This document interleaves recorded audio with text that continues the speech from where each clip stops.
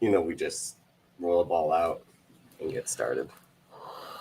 And no need to like call plays and all that. You said what play? Exactly. Hey, We're either just way, Jason Williams throwing it off the back. Not the other Jason Williams, if that's what you're okay. thinking. That's why I had to tell people sometimes you gotta, I'm not gonna call another man, his White nickname chocolate. being, yeah, fire for that. So should one of them just? Oh no, because then that was a tricky thing. I remember when I was first paying attention to basketball, like starting to look back, it'd be Jason Williams, Jason Williams of Hawaii, and then Jay Williams. I'm like, what the fuck's going on? Like, The triple J's or double J, double and kind J of of basketball. nerd. I meant to send you a meme. Somebody posted like some wild, you know how they be having the dude that looks like a skeleton that's freaking out, like yelling to like a black shadow figure or something. I think. Somebody, I'll find it for you. Somebody did that, but then they did it and they had one of the characters look like J, double J, and then it was just like the sound, and then it said "My World" after that. Like it was like Yeah. a wrestling No, fan on the left going off. yeah. Like if you hear that sound, you're in Fuckville. He took a picture with somebody on IG. I know the name. I'm just not gonna say it on air, and it's nobody bad. I just don't want to say that, but he looked happy, so I was like, hmm. So it was just Jerry that was racist, maybe. Nah, I mean his wife is Karen Jarrett. Oh, is that what I sent you when I talked about that? Like I happened to went to his page. I meant to send that to you. I was like, yo, she ain't seen heaven for what she did to Kurt. Well, if I'm not mistaken, she was a dancer when Kurt Angle met her. So I mean, you know, What type of dancer, I Davis? think you know what type of dancer. In Pittsburgh. She had to make it out somehow. So The thing is, she imagine like there's just NBA players. I mean, not in Pittsburgh. You got the Steelers, you got the Penguins, and then the gold medalist comes walking in, and you're like that one. is You're that gonna the get me guy out with of the here. broken freaking neck? No, And but you then met there, her before there that. there is a joke about you gonna get some broken freaking neck, like to be made right there. But On whose side? So she was hitting the pole with a broken freaking neck. yeah, I mean it is kind of a scumbag thing. I mean they ran that whole angle basically with her being his Stephanie McMahon in TNA when he had all the belts, and then she was given up to AJ Styles. Um, then So it was a she shoot. no, because AJ Styles I believe has been faithful to his wife. Um, Well, when you put 5 kids in somebody, yeah, you might yeah, want to, bro. and then she comes. They didn't really acknowledge Jeff Jarrett and Karen Angle until the second Kurt Angle Jeff Jarrett feud. The whole point of the first feud wasn't over Karen Angle. The second feud was. I thought it was because it was that, and because remember, and I'm not making a joke about this. Remember, Jeff Jarrett's wife died. Yeah, that was kind of the point of his comeback in 07, 08, and then 09 because was around that. he was on the bench, but we didn't know. I didn't know he had a Yeah. drinking problem until recently. So he was on the wagon. So that's why he left for a minute, and then hell broke loose. It's like that meme with Donald Glover with the box of pizza and the fire. Like, dude, Yeah, what the fuck did Terry do while I was gone? But I mean, they had some good matches actually. That was an era where I was like starting to be a little bit smarter towards wrestling. Because I thought Jeff Jarrett's kind of good. But again, it was a Kurt Angle, so not that hard to look good with Kurt Angle. It's not that Jeff Jarrett was bad. It's just when you have the perception of trying to make yourself Ric Flair, it's a Triple H thing. Trying to make you seem better than you are. It's always going to stick in people's minds that you're either overrated or not good. Well, Triple H has been, let's say, 3 different workers in his lifetime. He's been Harley Race, he's been Ric Flair, and I feel like he's tried to work big man style. So, in that whole "my time is coming," he was somebody totally different. I think I don't know if it can maybe line up where he stole Shane Douglas's gimmick in a way. When Shane Douglas went back to ECW, I think, and he had Francine, and he wore the leather hat, and then tight ass yellow shirt. Yeah, I think there was where I remember a couple years ago when I was like trying to look into other wrestling history where I'm like Shane Douglas really Triple H, like, or did like Triple H steal Shane Douglas's whole fucking flow word for word, bar for bar? I'm gonna get a woman valet, and I'm gonna wear these leather hats backwards. And you know what? It's funny. When I was coming up, he was one of my favorite workers.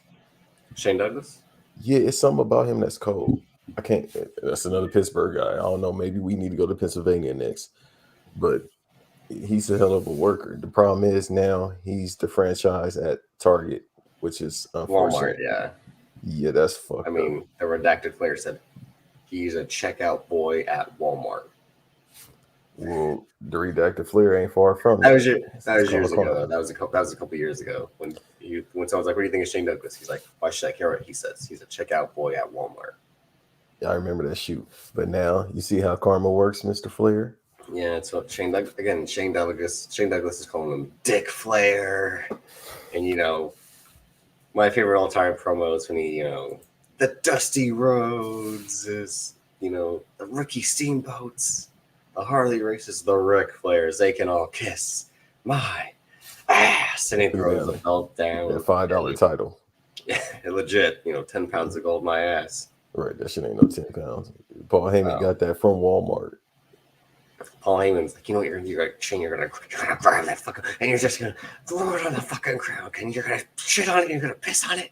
And because they were doing bumps, both of them were doing bumps backstage, probably before and after the match. You think Paul Heyman the H to the Z, man? Look at you, see fucking W. Yeah, I mean, just come on. Bro, you know what's crazy? I don't even think he's ever done drugs. He had to. Really? What would make you say that instead of him just being a weirdo or creative? I don't even think he's a weirdo. I think he's Scorsese with it. I think it fueled his creativity and kept him going, type of deal. I think he got off it.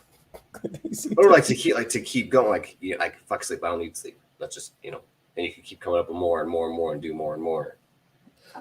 Well, it's that, and because he's a hustler and he's a dirty hustler, so it's like, I got to figure out how I can get some money and not pay like other people. So I mean, this is kind of a bad segue, but Hammerstein was in New York. Speaking of ECW, we were just in New York recently. This is Banks versus Davis. Sorry, we were off last week. We tried to record in person. We were in the same time zone, in the same city. Just didn't work out due to us being busy with shit. Right. But that's our recording right now on Thanksgiving Day is when we're recording this. But you'll be hearing it when you hear it. AKA, this is Banks Day, not some new shit. Unless you're going to bring me some food, don't ask me to go nowhere.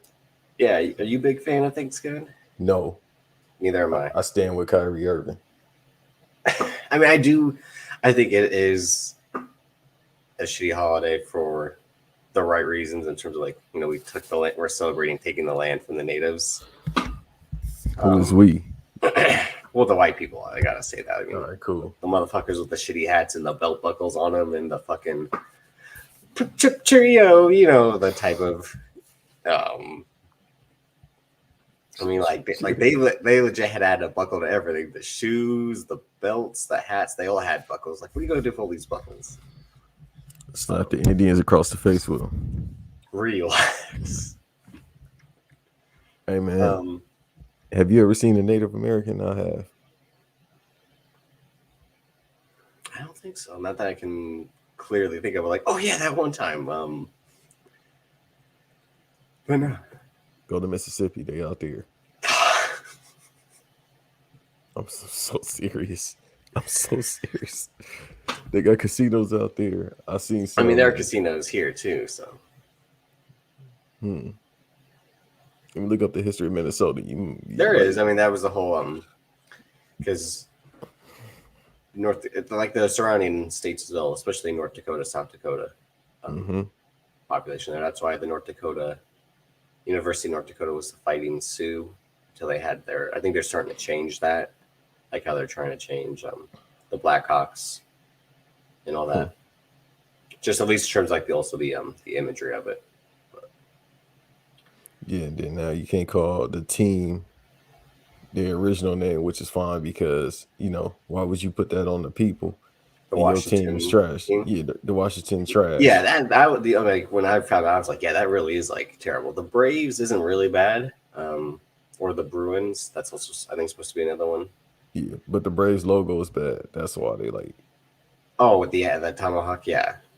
Well, the Indians one was the most egregious. Yeah, the logo more than the name. Yeah, like son up here. Like, you smiling like a motherfucker. I don't think you're supposed to be smiling when motherfuckers taking your shit. Look at you, got dolphin teeth. It's Boy George. Oh shit! Some motherfucker that put my gas on the way over here.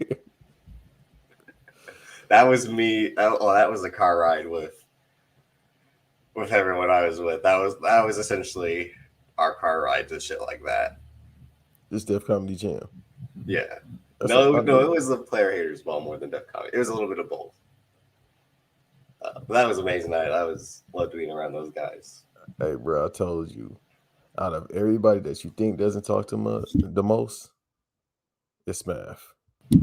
The listeners, if you listen to BRP, more than likely you do. Like, don't be fooled because he be there with them big ass penitent bear hats and be quiet and shit like that.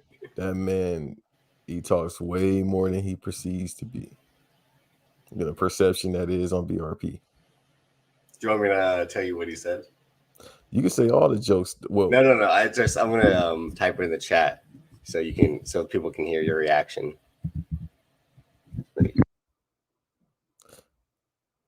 I also sent him this old lady from TikTok that was fine as hell. He said, yeah, that's definitely my speedball. I'm like, y'all the same age. She was about 62. That's funny. When he said that, I looked at him, I was like... I think Eve said that as well, which is hilarious. Because I told Eve the next day, I'm like, you know what this man said about, who? He's like, what? He's like, damn, he is right. And I was like, I don't know. Hey, man. Because we were watching the Suns Mavericks game on Friday. So that's unfortunate. So this is the second time in my life I ever went on a plane was to leave Minnesota to go to New Jersey. I get off the plane ride, bit shaky at some spots. These motherfuckers are late. They're like, you know what, we're gonna make up for time. We're gonna be here we're gonna be there in less than 2 hours. I'm like, are you gonna hit the nos on the plane? Like, you gotta relax if that's the case. And we made it. The landing was fucking scary as fuck. It's like the motherfucking wheels. It's like, remember, it's like, we landed like Black Bush, and he's like, you see how we landed on that shit? And I'm just like,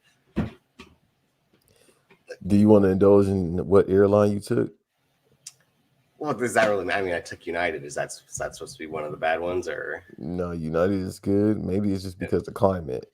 And my dad said it's because the cold and the wheels, all that, making landings.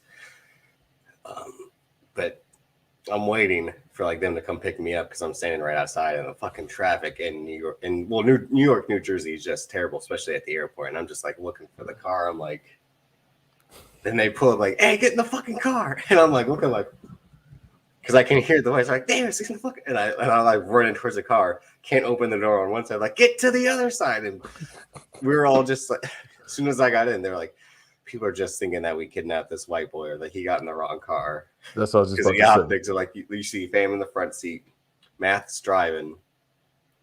Then I get in the back, I see Gene Cena, who one of my top 5 favorite people ever. Yes, and Black John Studd. Gene Cena and Black John Studd, I coined them. They are now J&J Security. Dog, that'd be the new 3-minute warning, except for because they from Baltimore. 2-minute warning. 2-minute warning. 2-minute warning. 2 minute. That's our name in the episode. There we go. But yeah, it was an amazing time with those guys and all that. Then Yo, Gene Saturday. Simmons don't wear no jackets. No, you wore a jacket, yeah. Shit, I barely seen him without a jacket. But as soon as he got in the Legends where he took that shit off, he had to flaunt, Like, he had to flaunt his extra tight V-neck. hey, listen, man. He's a legend. He's a legend. I love him. I told you my son is a legend. He be out here clean white tee, gold chains on. Take it. He don't have never had no jacket, but it'd be like 40 degrees. It legit. He was amazing. And look at Black John Stead. Just like a mountain. Like, I know Vince would be like, look at him. yeah, exactly. Like, look at the size of him. Like, we're gonna top dollar. I don't care about he the top would be dollar. like, top dollar, you're back. Good to see you. Like, I'm not him. Like, I got an ad for you. How you doing, pal? Yeah. Yeah, budget cuts. Unfortunate. Laurinaitis calls you back though, right? But it was dope seeing Matt and Cal finally. A year in the making. A year in the making is all with you. I mean, we all show up to Legends Bar. We step up in that bitch like we own it. Everyone's like, Black wrestling, which is kind of weird, especially for me who I'm just like, yeah, I mean, you know who we are. Right. And then I go to the corner and this man, my co-host, is just sitting there like a shadow. The man they call Banks. With his Chicago Bulls hat. It's the reason why we're all black when I go to venues. That is, again, you were legit camouflage. It'd be like, yeah, I am the League of Shadows. The League of Shadows. I gotta know what's going on. You know what I mean? Even if it's a wrestling event, you still gotta know what's going on. So remember that part in the movie where they give him, the lean, and he's just like, holy shit. Yeah, that was me Saturday, and that's about to be me tonight. And then he has to figure out where Liam Neeson's coming from. And he's smart enough to be like, if I cut the arm, my arm's fucking cut, I'm just blend in. And then Liam Neeson's like, it's too predictable. And then he's right behind Liam Neeson after. I'm just like, oh shit, that's why he's the Batman. Right. He was forming into the Batman. This man was fucked up. And he was still like, I'm still better than you. That was me on He's Saturday. like, I got bats flying out of treasure troves. I'm fucking... Bruh. We'll get to that part, maybe. But I could have legit did the whole podcast under the influence. But the things I said in the private chat would have had me get done. Because I started a rant about Richard Pryor. And I was like, yeah, he's the GOAT. But funny, we were talking about Richard Pryor that I already kind of told you some of that conversation. But we're not going to have that on this show. See, that's what I'm saying. I don't know. It's the multiverse. Because I had the same conversation in the private chat with some people because I was watching that stand-up special. I was like, damn, bro. That's what it was. That had just ended. And then Fam said what he said about Sherman Helmsley, and Gene said, what the fuck you mean, Sherman Helmsley? And then... That's what I said. We can't have that conversation. Yeah. That's why, under the influence, if I were to record and I'm just sitting at the bar slapping my knee and shit hey, you remember how Sherman used to walk, right? Wasn't he like... What they tell you? Fresh fish. Oh my god. But yeah, I mean, Banks and I, we took a pic together. Shouts to Brian H. Waters, documenting the whole night. Legend. Hey. Brian. No. He's a legend as well. He's more important, man of God. But yeah, it was a good time. I got someone who doesn't go out as much. It seemed like I didn't have a good time when people see me in certain pictures, but no, it's just I'm not a motherfucker who's gonna dance because I'm not a good dancer. You should have, boy. Whoa, Seth Rollins, you gotta relax. Did he legit say that to that dude? He did. Where? And that when the man took him down for a double leg. He said it right after? I didn't notice that. Yeah, after security got him out, he was like, what do you think you're doing, boy? Trying to blindside me, motherfucker. See, well, like I said, he from Iowa. People was like, no, he definitely said it. I'm like, yeah, he's from Iowa, bro. That ain't that far from Illinois. So he definitely said that. Well, we had talked about this on a podcast that you probably have heard. Black Announce Table, the mega episode this week. That Cannot wait. I need that today. that I mean, it's not shocking to hear him say that because what he said about rap music last year, where he's like, he wouldn't want his kids to listen to rap music. And guess what's gonna happen? She gonna listen to rap music. Ma, Da, I've been hearing the rap music. Who is this? The baby. The baby. He's my favorite. He's about my height. He looks like what's the lad you work with? Xavier. That's what he looks like. No. The baby looks like Xavier Woods. Don't no, come on. Nigga, you a bitch. JoJo Siwa, bitch. Why did he cuss out JoJo Siwa? I think about that shit every day. I don't know. You know what I'm talking about? I haven't heard that song, but I think I've heard that part. Like, why do you hate JoJo Siwa? Then he was like, I buy stuff for my daughter. Like, no shit. Everybody buys JoJo Siwa shit that got kids. I still don't know how that's like a thing. What, JoJo Siwa? Yeah, so she was like a YouTube star, then she has like a Nickelodeon show, and now she has her own show. Just like, what the? Then I'm like, but like, what was the point of it? Like, what does she do? Just for the kids, nigga. I guess, yeah. No, that's what I mean. I'm not saying like in a negative way. I'm just like, it's sort of like, how did so and so get famous? Like, oh, this or that. I'm like, oh, okay. It's gonna be like you. Like when you are already famous, but when you get like uber famous, they're gonna be like, how do you get famous? I just want to get famous to the point where like as soon as I show up, women flash me their titties. That's the point I want to get. I gotta relax. Like that's what Keek said about Penta and Phoenix when they go to Mexico. Women in the crowd just be like, give it. That's the point of famous I want to be. Fuck a check. I mean, hey man, I just want to be famous enough where I could take my future woman to which Cabo. one? Son of a bitch. Apologize, you son of a bitch. I apologize, you son of a bitch. I never met a woman. McMahon just apologized to me. Davis, I've never met a woman in my life except for one. That is a lie. That is a lie. Well, one day y'all believe me. Nah. But no, it was a good time. I mean, Banks dipped early. Mr. Davis.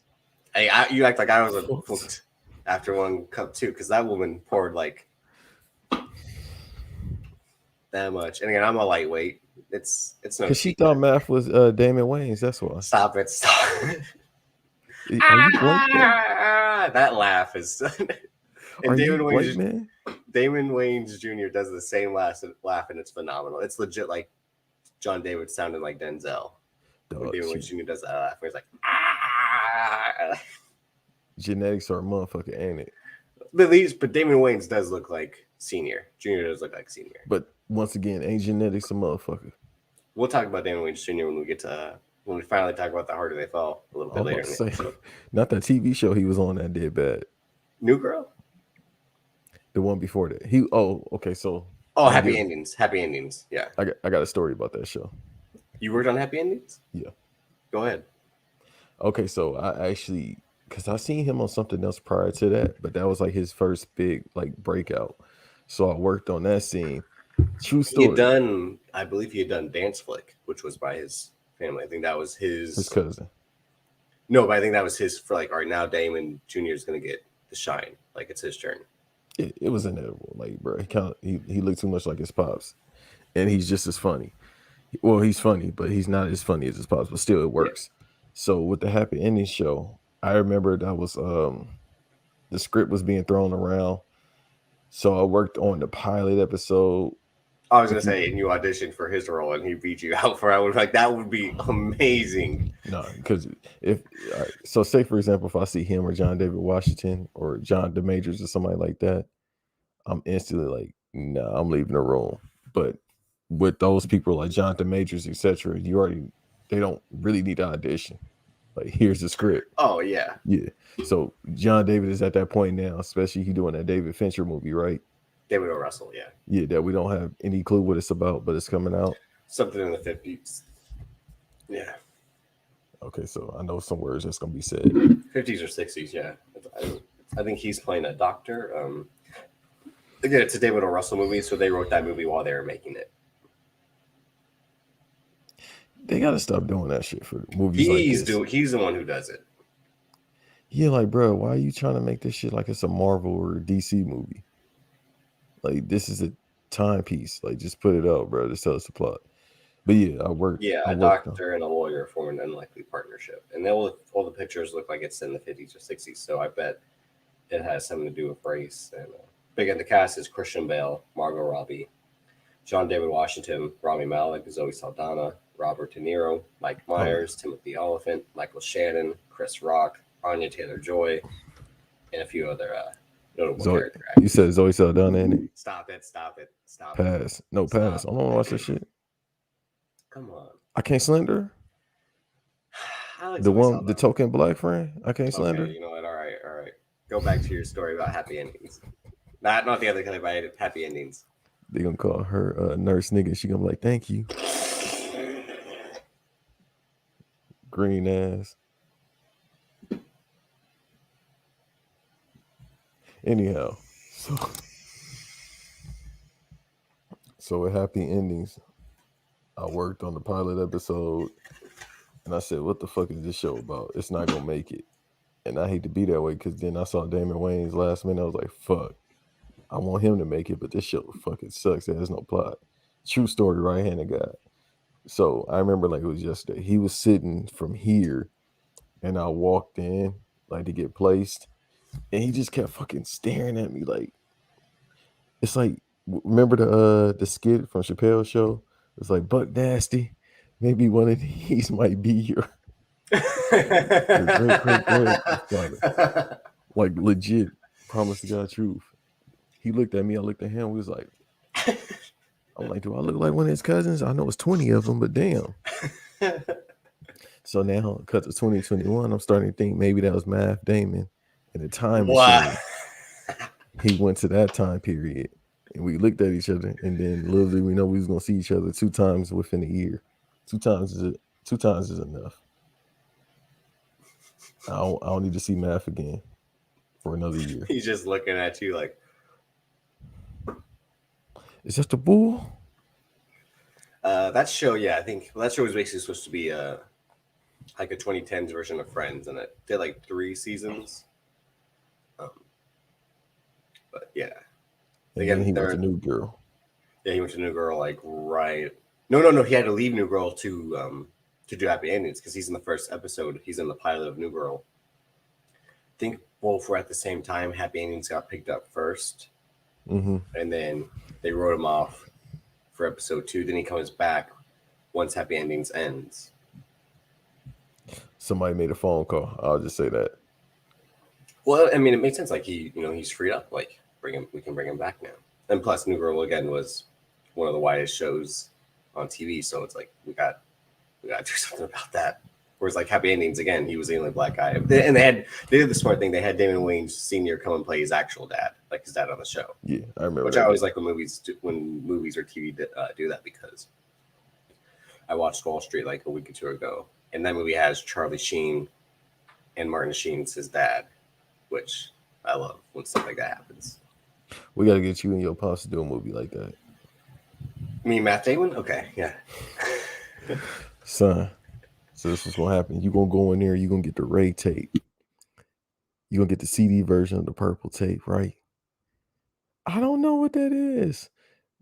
Yo, shut the fuck up. It's like you're going up to the bar, you're buying all them drinks, but I ain't got no money. Hey, man, listen. Shouts out to the BRP company card. That's all I'm going to say. But yeah, I mean, it was a good time last weekend. We were going to try to record in person. We had a kind of a studio setup planned, but just couldn't make it because didn't have the time to do it. We'll try to do it next time. Hopefully early next year we can link up and do it again, but we apologize for no episode last week. But you saw us out in person, exactly. So you can explain why it's not like where we had a week off because we were trying to get all the moles and all the bugs out the phones, make sure they weren't tapped, but they still are. But that's from some other shit. Are they still tapped? we'll see. I mean, what did we say that happened recently? It was some slight. They fell back since you said the phones are tapped.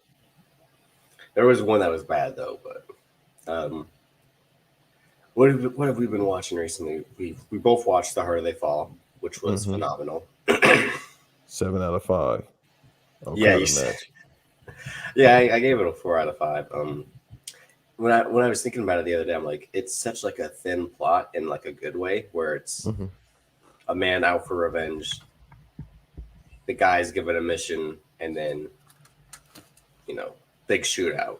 It's so simple, but it's just so well made. It's one of the best well made films of the year. So much style, amazing cinematography, and how the shots are set up. James Samuel, I think he's like a rapper, and I think he's a British rapper or musician. And this, I think, was his feature directorial debut. But he directed the Jay-Z video Legacy, I'm which pulling is, up the IMDb. but you can tell that like he wanted to make this movie, like this was a passion project for him because of the story, how certain shots are framed. It's a lot of like someone spent time to like storyboard this to do it this way. I'd say it's a one of a kind Western, not just because it's a black Western, but like the style of shots and all that. But it's phenomenal. If you haven't watched it by now, you should.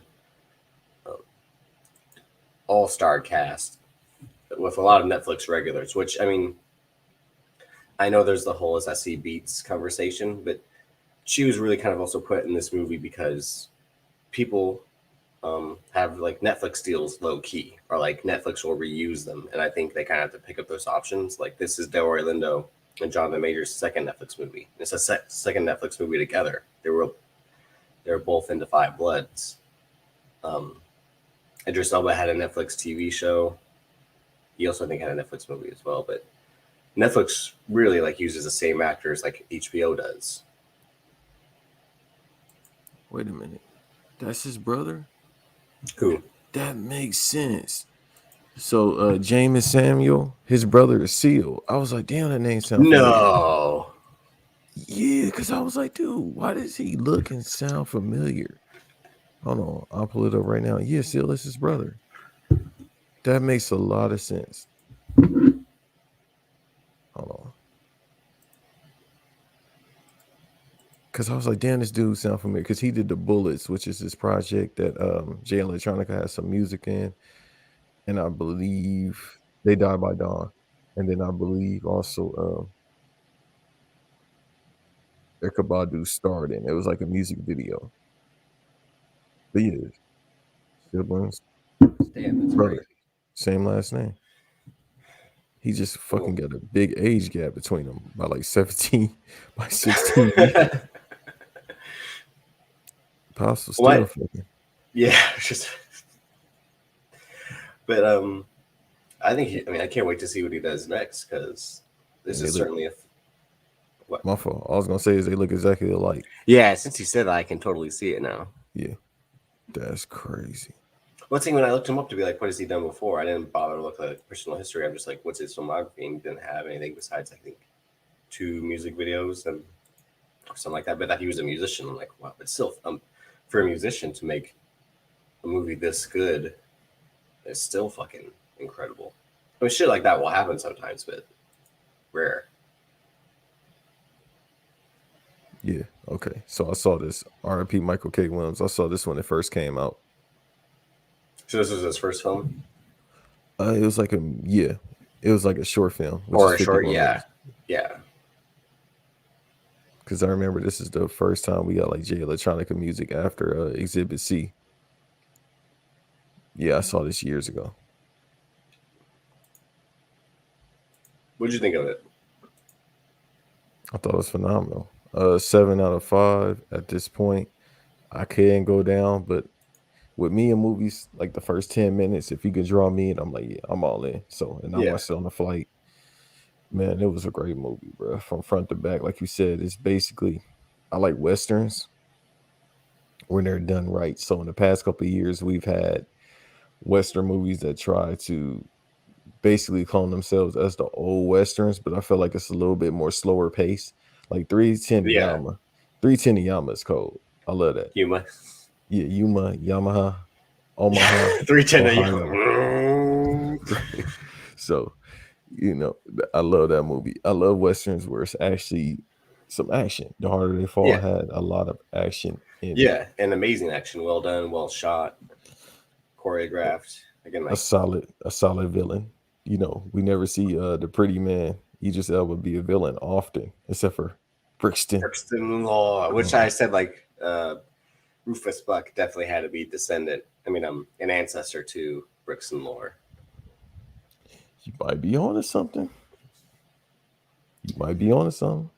But But yeah, I mean, so Jonathan Majors, fantastic in it as well. And just Regina complete King badass. Regina being King's great. being a villain. RJ Seiler, who really hasn't done much since kind of like Power the late, Rangers. yeah, since that's thing, and he's good in Power Rangers as Billy Cranston. He was the one person that cast where I was like, this guy, if this movie franchise kept going, he'd be like the star. And he's good as like the showboating, like hot shot, young buck. And then of course at the end he, what happens, which I think was like a commentary on like don't showboat, just fundamentals, keep it basic. I kind of read it like that, like see what happens when you're trying to do all the crossovers and all that, you get the ball stolen type of shit, like just dribble and pass. Everybody can't be James Harden. I'm trying to look him up. They got him like low on IMDb. Lakeith Stanfield, who just shows up and always does his thing, even though The MVP. To me, he was the MVP of the show, of the movie. it's hard to say that. I mean, Delroy Lindo was also great, and he's Delroy Lindo. Who was Him in about to a be in a Blade movie. legit, yeah. When I saw it, I was like, so he'll probably be playing Whistler. You think? I didn't even think about that. That's the first thing that came to mind, is that he's going to be playing the mentor. That would be fire. Listen, I'm ready for that for so many different reasons, but I watched the Eternals, by the way, too. If you want to get into that, That's it. I'll probably no, I haven't seen it yet. I'll get into. We'll cover talk it about next week. or if we decide to do a bonus episode. I mean, we'll see. I'll say just watch it. Go without expecting anything. That's the problem with people in Marvel movies. They expect stuff. Just go in, don't expect anything, and you'll enjoy it. Mm-hmm. It was good. Just don't expect anything. That's the whole point. That's why I knew going in, really, was I'm like, I know this isn't going to be fucking Civil War or even the Ragnarok. Like, right. They got a different type of filmmaker. They got a different set of characters that really no one knows. And look at how we all saw those trailers. We knew kind of what this movie was going to be. Like someone wanted to tell a story about kind of all the themes of these characters, but not focus on like the comic part of it in terms of like action or this or that. Right, exactly. So, but I don't know if the action is good or not. I mean, the two parts I've seen in the trailer, I'm like, it looks all right, but it looks like someone who didn't really care about it. It's no action. Now, we'll get to another movie that we said we were talking about that I watched as well. That's the best thing about taking trips, even if they more so business related. Because when you got time on the flight, you could be like, let me watch a movie real quick. Or you at your Airbnb, let me watch a movie. Because, yeah, I actually got to watch 2 movies I've been meaning to watch. And so going back to The Harder They Fall, though, yeah, I don't really have anything else to really talk about it. Just very solid movie. I think if Jay-Z attached his name to something, it has to be solid because he produced this. It's based on a relationship with the guy that did the Legacy video, like you said. So he probably was like, because most of those videos for 444 were actually, he chose the directors, he chose the outline for it for the most part. So the Ava DuVernay one is fucking crazy because it has a shit ton of famous people in it. Yeah, that's when we're like, huh? You talking about La La Land? What do you mean? No. It's that one's great. The Moonlight one, that one's by Alan Yang. That one's phenomenal. No, shit. What is it? I think it is Family Feud with Ava DuVernay, where it's Yeah. like it's his well, who will go on to be Blue Ivy's descendants. Like it's them all the way into the future. It's fucking Omari, Ghost Hardwick, um, Michael B. Jordan, Trevante Rhodes, Tandy Newton. Yeah, it's like holy shit, they literally got all the famous people in this fucking video. But the Moonlight one, that one's when they recreate Friends with that Friends cast. That's the Friends I want to see: Tiffany Haddish, Lil Rel, Lakeith Stanfield, Gerard Carmichael, Issa Rae, and my girl Tessa Thompson, who's perfectly cast as like, well, everyone who was perfectly cast as like their Friends counterpart in that video. That's the crazy thing. Yeah, we'll never get that because NBC, they rather die than let that happen. I won't let you get the chance. It's like they've ran Friends into the ground. They sucked that franchise dry. But yeah, no, I think, and the Legacy video also has where like Ron Perlman plays Jay-Z, which is like the funny part. It says S. Carter on his jumpsuit, and it has like Jesse Williams and Emil Hirsch and a bunch of other famous guys. But so I guarantee you, James Samuel was probably like, you know, I have a movie idea, and Jay-Z was like, yeah, I'd like to hear that. Like, you gotta stop with the pressure. Tell me about it. Like, okay, that was pretty good that time. And he probably pitched it and was like, yeah, sounds good, sounds dope. How much is this going to cost me? Because it's a period piece. Even though it's really kind of set in like two settings. It's either the Rufus Buck saloon or the Tessa Thompson. I mean, the Zussy Beats saloon. Now, if we really want to have a podcast, we could be like, what movies kind of take place in the same place, same area, and are phenomenal? Because Friday is the same. That's a whole other, Friday, Breakfast Club. Mm-hmm. That's a whole other thing. Is movies set in one day or movies that set in the same place. The Hateful Eight. You know, it's all that cabin, which again another Western horrible movie. No, it's not. Stop it. That's not a good movie. Really, we're gonna do this, bruh? They called Samuel Jackson that word about 1,000 times. That's all. Then he had the ultimate comeuppance by saying, like, "And your son sucked my big black dick." All right, I got you. And then fire for that. And to get warm, and he's laughing like ah, and then Bruce Stern's looking at him like, and then he just fucking gets down Bruce Stern. Phenomenal. I haven't seen that movie since it came out. Really? Yeah, that shit offended me. it takes a lot to offend me. That shit offended me. Like, damn, how many times you gonna remind him? But what about Django? That's different. Because he's gunning them down? That's one of my top 3 favorite movies ever. Yeah, I mean, it's fucking amazing, yeah. Which is also a Christmas movie. Oh, shit, we might have to do Christmas movies. Christmas movies? Yeah, we got to do Christmas movies this year. So Django, Die Hard, Django, Home Alone. Every Shane Black movie ever written. Yeah, he loves Christmas. Fucking, what's the movie with Arnold Schwarzenegger and Sinbad? Oh, Jingle All the Way, yeah. We were talking, shout out to Heel Tactics, Justin, because we were talking kind of about that the other day, where he said if I talked to my dad like how Arnold Schwarzenegger's son talks to him, he'd get a backhand, because his son legit, young Anakin Skywalker was like, if you ain't getting that Turbo Man doll, don't bother coming home. And Arnold Schwarzenegger's like, the fuck are you talking to? Like, they had to fight the Big Show, remember? Yeah. Yeah. That movie, I used to watch that movie a shit ton growing up just to see the ending more than anything. And plus I wanted like the Turbo Man action figure. And they actually sold those, but they sold out. Yeah. Oh yeah, that's the whole point. Like that was the whole point of the movie.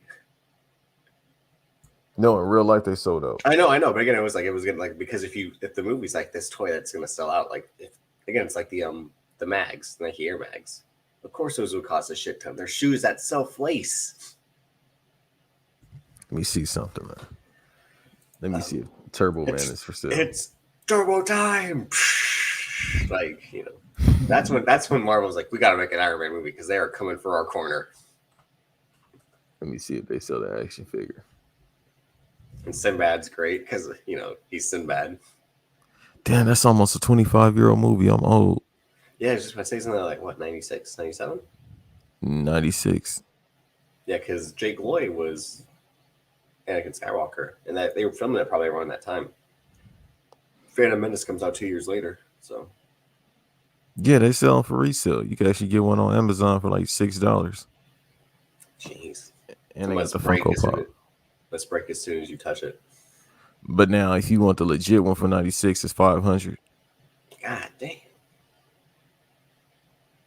Yeah, legit the one on Amazon. Oh, eBay is 500. The 13-inch one. But then I'm seeing some used ones for like $57. You know what? We're gonna have to remake Jingle All the Way, but about instead of Turbo Man, it's gonna be about sneakers. That's the movie. The phones are tapped.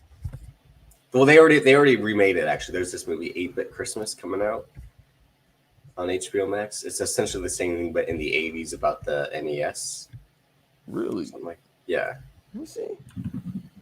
I think it's the same concept. Where like a kid wants an NES and it's like the most prized thing to get because it's coming out for Christmas. Neil Patrick Harris is in it. Yeah, there he goes. And Who will also be in The 1980 Matrix. Chicago. Well, I can't wait till we get to that week. The Matrix posters are fucking insane. Those are some of the best made posters ever. And nobody still knows what it's about. They can speculate all they Yeah, want. it is. It's the prelude to John Wick 4. That's what it is. Thank you. Somebody finally believes me. Well, I mean, I've always believed you. I'm just saying, like, as we get close, as it gets closer, we have to keep reminding it that you said that on an episode a year and like 2 months ago, early on, that this was going to be the case. It came out yesterday. The 8-Bit Christmas movie? Yeah, I was about to say, I think. Okay, I got to add that to the list besides House of Gucci and Resident Evil. House of Gucci. I'm going to watch that and Resident Evil. I didn't even know Resident Evil came out. I thought it was coming out Tuesday. No, Tuesday? No, it said it came out already. It's already out? Oh, I thought it was next Tuesday. Let me see. I swear, because they just like, I saw it on your TV. It was like, it looked like it's a decent trailer. I mean, I don't know. I never really played the Resident Evil games, but and I only really watched like the first 2 or first 3 of the Mila Jovovich ones by the other Paul Anderson. But I never really fucked with that franchise because I also don't fuck with Mila Jovovich. yeah, it's out now. It's horrible reviews, so I'm definitely gonna watch it. Yeah, I was about to say I wouldn't be shocked, but I mean the trailer looked all right. That's what I'm saying. I'm gonna check it out, bro. I'm like, matter of fact, if it's a theater near me right now that's playing it, I might just pull up today. Well, we're still a month away from our beloved The Tragedy of Macbeth. Man, so you still haven't seen King Richard, right? That was the next movie I was just about to bring up because that's the other movie you saw, right? I haven't and I won't because Will Smith continues. No, you got to see it. This man said he threw up from having too much sex. Come on, Hey, I can't watch another movie this man did. The Bible, what? That's book of the lifetime. Like, bruh, that's like I was gonna watch. I mean, I was gonna read it anyway, but when I saw that quote, I was like, okay, I got it that night. I was like, no, I got to get this now. Because I didn't know that was actually possible. Like, you know how much fucking you got to be doing to be like, like, it's like he ate a Little Caesars pizza. Hey, I be eating Little Caesars, relax. Bruh, he ate his cold. Like, how sick do you got it, bruh? He said, I keep busted and I get sick. Like, bruh. That's the name of the episode. If I keep busting, I'm getting sick. No, it ain't. It's 2-minute warning. Bruh, how much, like, seriously, I was thinking, like, yo, how much fucking are you doing, bro? To get sick, like, I'm just done with it. And why you kept going? Take a break. Get you some Gatorade. But he a sick man, bro. That's all I've been learning the past couple months. This is a sick ass dude, bro. It's like in the movie The Big Hit with Joaquin Woodbine. It's like, porn. Why would I need porn? I've been fucking since I was 10. Like, apparently he has as well. He was like on the Fresh Prince set every single day. That's what they were doing on the Wild Wild West video. Wait. Which I talked about last night.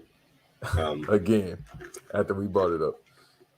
Thinking about it though, Yo, low key, he had him on that set. I don't know if they talked to you about Fresh You think Prince. he? You think he? The girl he would after he's like, hey, come to the trailer, Yeah, because why not? or Was the it damn. dog? He had to be. So Will Chamberlain, who? Because he had to be knocking him down Is if Will he was going Smith to. the real Will Chamberlain? Yeah, bro. If you fuck, Will Chamberlain hey, Will Chamberlain never threw up. like dog, if you, I've never heard that. I've been alive for 32, about to be 33 years. How the fuck you fuck so much that you get sick? I don't know.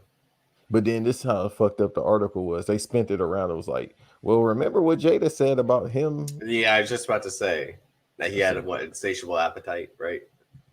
yeah, but it's the same woman. I'm trying to fuck something. That's what's.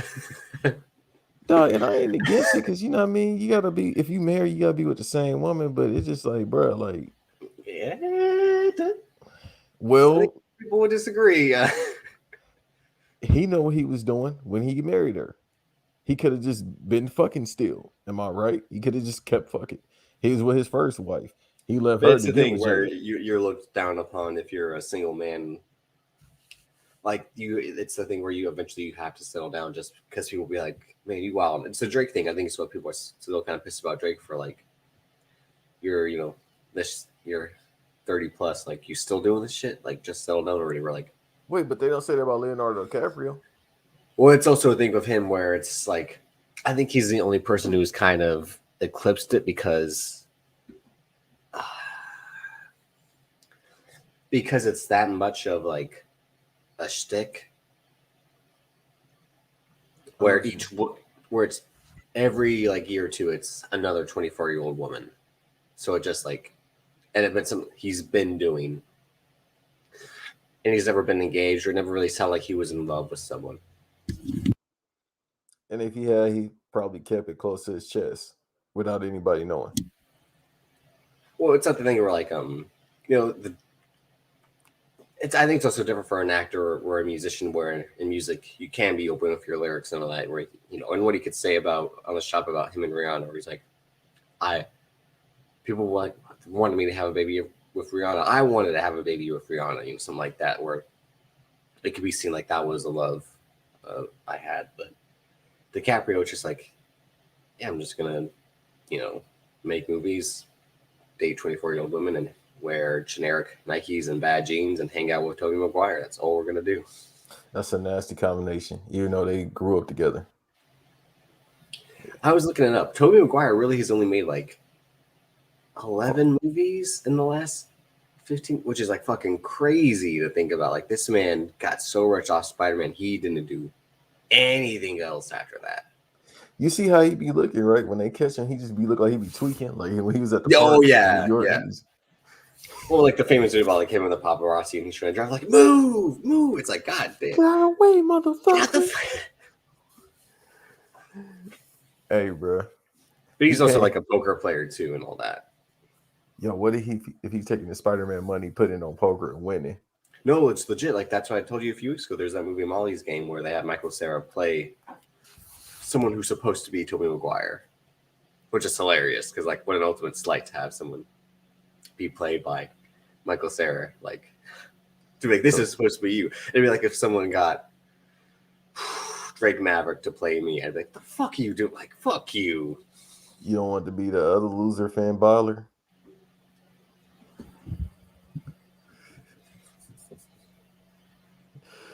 Hey, Ricky O'Shea and fan baller, like, they didn't cut me? God damn. But yeah, Will Smith, you just gotta shut the fuck up. It's not gonna happen. You know why? Let me tell you this too. When you open up the book, guess what it says on the first page? Not even the first page, but the prologue. Don't know. It's the guy spoke. She said, "This is the greatest book I've ever read. The overseller of a lifetime. The greatest promo person in history, Oprah Winfrey." Oh, that's different. That's what you're supposed to do.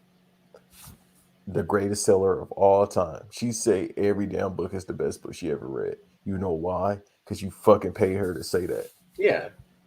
And why not? Because it's Oprah. Oprah, Will Smith, and another name I can't say are the other ones when you look at them. Can't say the name.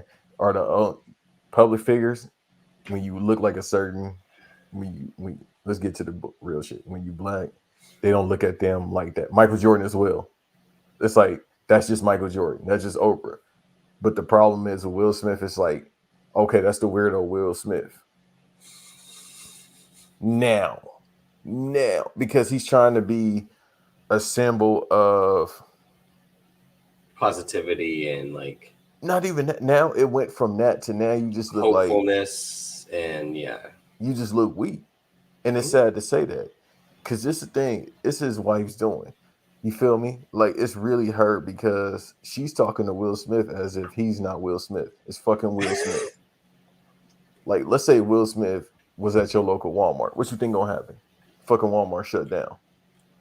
If Will Smith walked through Times Square right now with a suit on, that nasty ass goatee, what you think people gonna say? It's Will Smith. He go to China, he Will Smith. She treat him as if he ain't Will Smith. Are you playing a pirate? Because what is with this goatee? Like, God. Yeah, it's not for a role. I thought it was for a role. He said he's just doing it just because, honestly. But Let's shave that shit. yeah, but that's the reason why he's saying he ain't shaving. Like, I actually feel bad for the dude. Like I told you. Yeah, I mean, no, he's a guy, again, like, he got embarrassed during the pandemic. It's hard to think like that took place during the pandemic, right? Yeah. Yeah. All this started, he's basically doing what his PR people should be doing. He just trying to clean up by himself while promoting the movie. She really didn't have to say shit, bro. Like, she don't want to make him look goofy.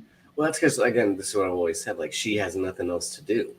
Thank you. Again, like, no offense, you're Jada Pinkett Smith. Like, you were Jada Pinkett, but now you're not. Like, Davis, let me jump into. I hate to do this to you, but this is how you know I'm serious about a topic, because it's like, set it off. Don't keep the lights on at that crib in Thousand Oaks. yeah, like that set it off money is gone. The Gotham TV money that's not gonna keep the lights on. Hawthorne not gonna keep the lights on because you know why? He had to fund that. He's one of the producers, if not the executive producer. And he had to get that deal through TNT. You feel me? So it's just like you can't talk to him like he ain't Will Smith, bro. Like, yeah, he was wilding, but it's Will Smith. See, the thing is in Hollywood too, it's some actors that's probably done way worse than Will Smith. Not probably, they have. yeah. All right, they ain't got no skeletons in their closet. They got cemeteries. The problem is their wife just be like, all right, I got to keep it pushing. The thing is with her, she does have a SAG card as well, but she ain't got the SAG card like Will Smith and Denzel. That's a different SAG card. That motherfucker light up. Just like we were saying with Leonardo DiCaprio, it's a different SAG card. Yeah, I pay my dues, but mine a little bit more than y'all's. Mine a little bit more than you, Jada. So shut the fuck up. The thing is with him, he's such a nice dude that he won't say shut the fuck up because he think it tarnishes his image. Where in fact this book is kind of tarnishing his image. So that's what I'm saying. We're like, me and my dad were talking about this the other day. And it was like relating, not like the Will Smith Jada Pinkett thing, but like how when you're famous, you'll tend to also date someone famous, but you really want to be more famous than them. It's like the common thing where you want to date someone beneath you so you're not outshined by them, or so you seem better to them and all that. Again, the famous one was Anna Faris and Chris Pratt. Anna Faris was a bigger star than Chris Pratt.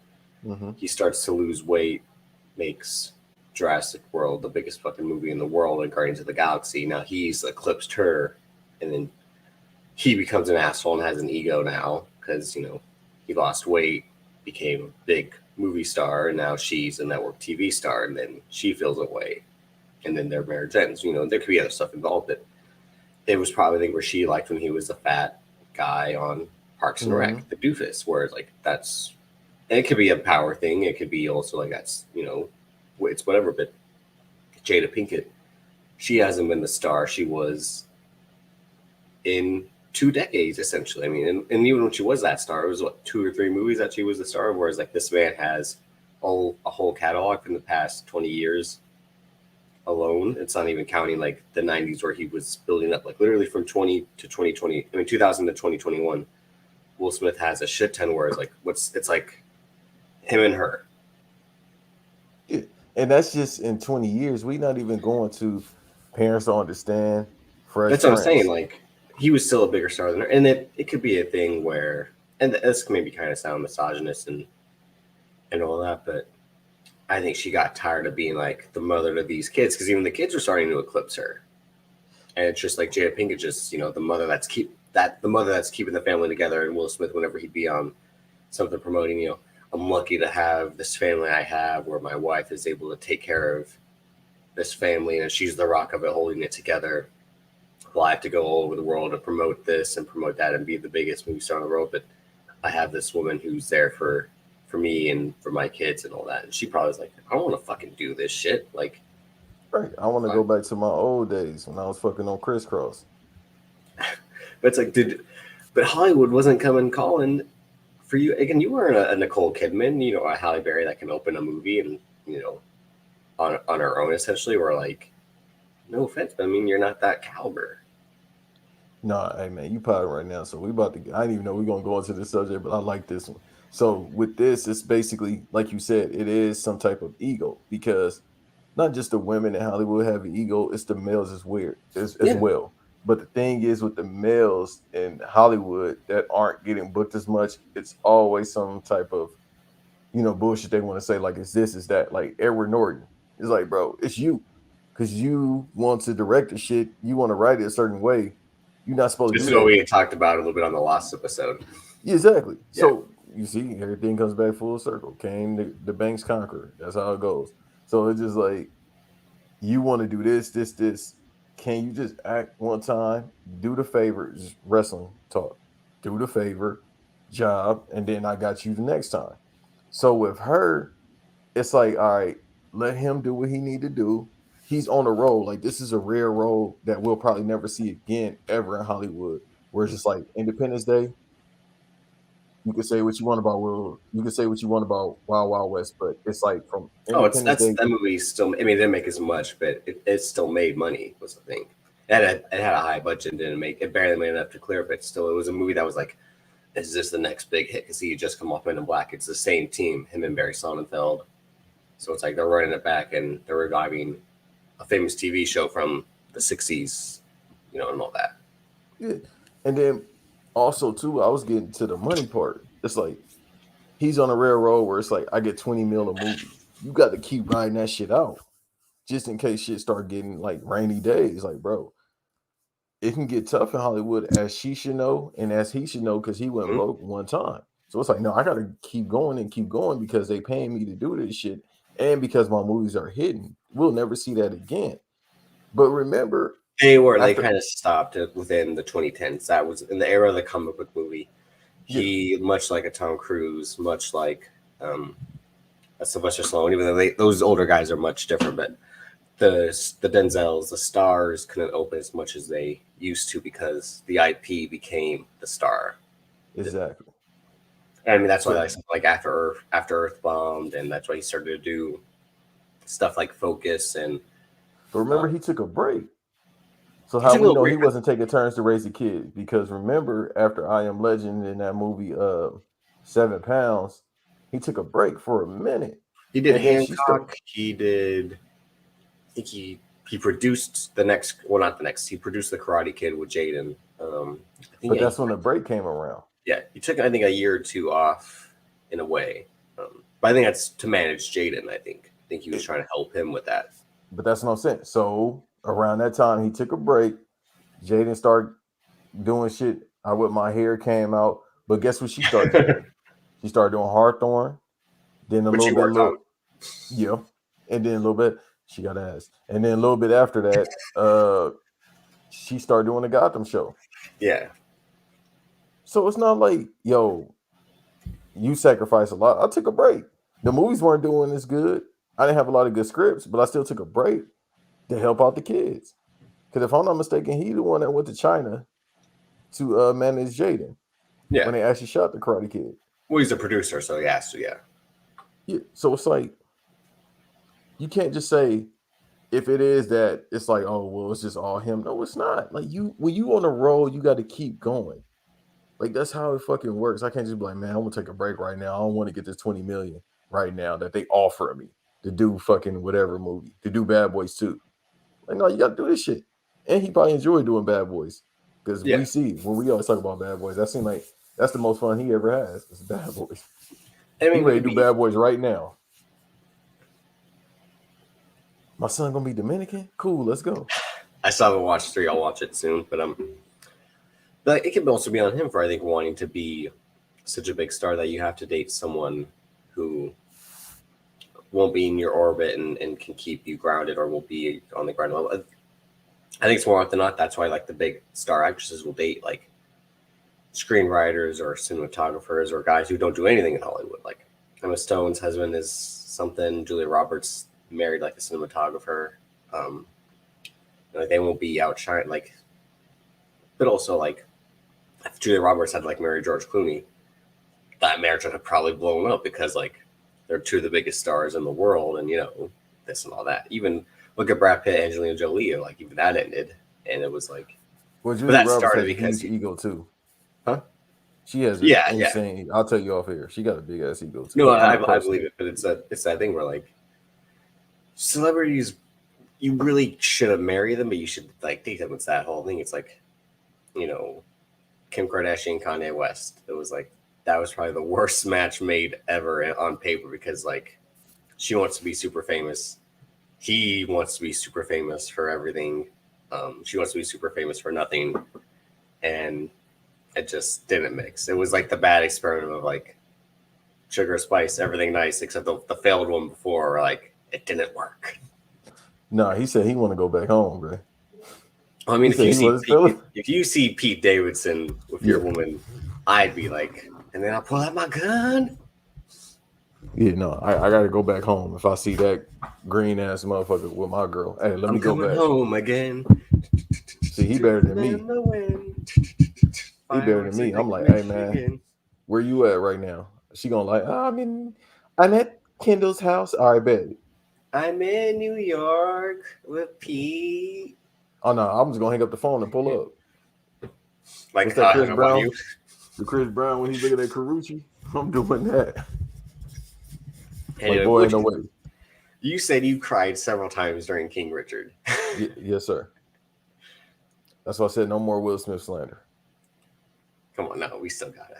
Nah, I really honestly I started thinking about. I'm like, I can't, bro, because the wife talking like he ain't shit, and it's like you have to remember some people are who they are. Like, bro, I can talk shit, and we was eventually supposed to have a conversation about his catalog, but I'm like, bro, I had the Men in Black toy, like That's a good part of the catalog. I'm saying like, we will get to his catalog one day because it's a thing where it's like, it looks good on paper, but then when you think about it, like if you had to take 4 of these movies, you're really taking Bad Boys 1 and 2, um, probably the first Men in Black, and then what else? It's like this Independence Day maybe. Like, did this guy peak during the like his ascent, or like again? Like, I'm saying like everything got like him being at the top of the mountain.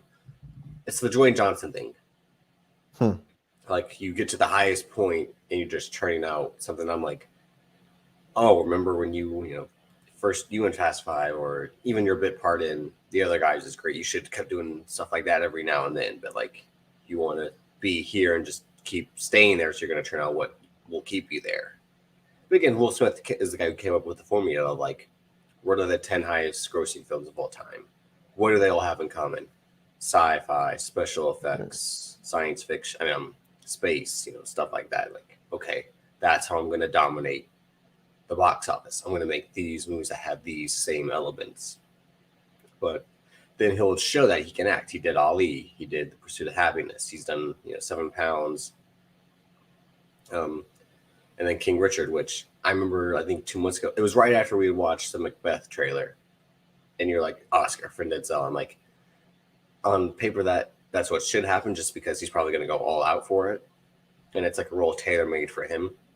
But then I just remembered, like, oh shit, Will Smith has this King Richard movie coming out, and they feel bad for this man.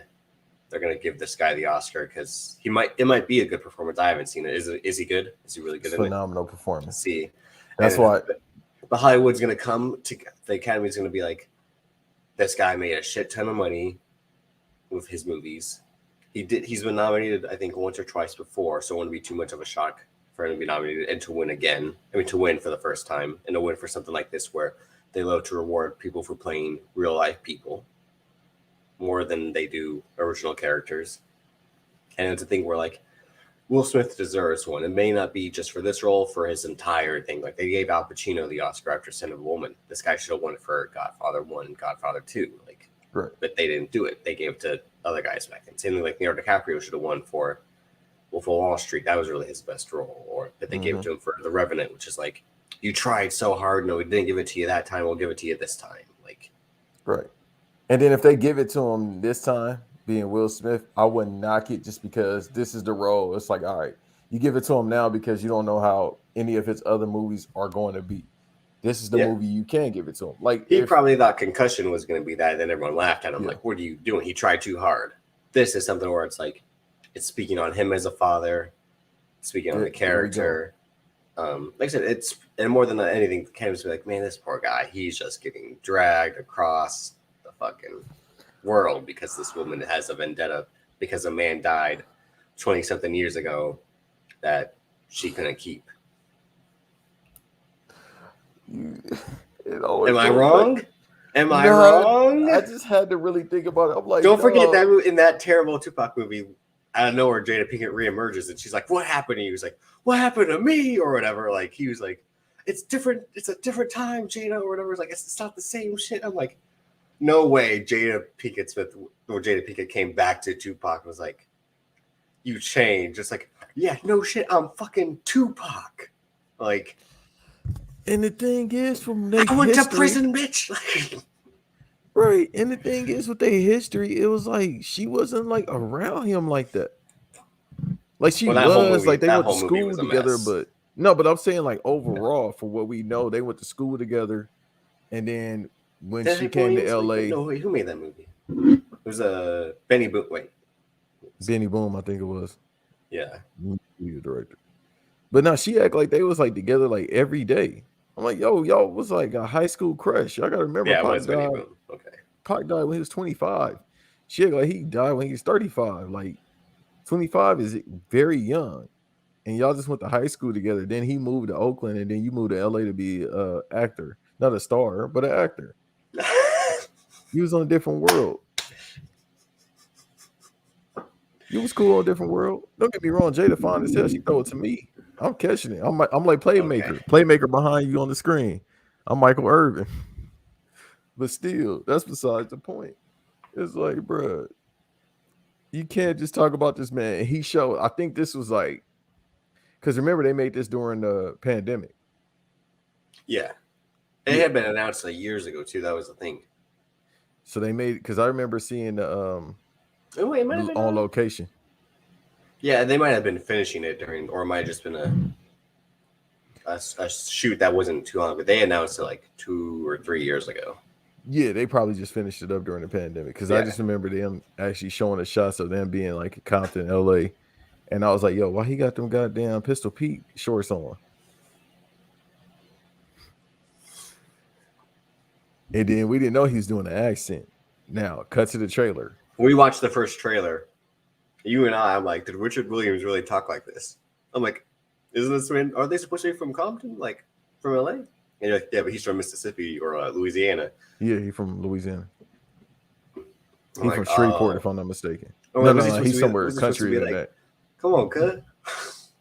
Like, no. I knew he was from Louisiana just because remember the interview when she in the movie they show that interview that she was having and the fucking prick kept asking her like, "You sure you could?" The one that has resurfaced, the actual footage, and where he shows up at the end is like, "Don't talk to a girl like this. She's a girl, like a little girl. You're talking to her."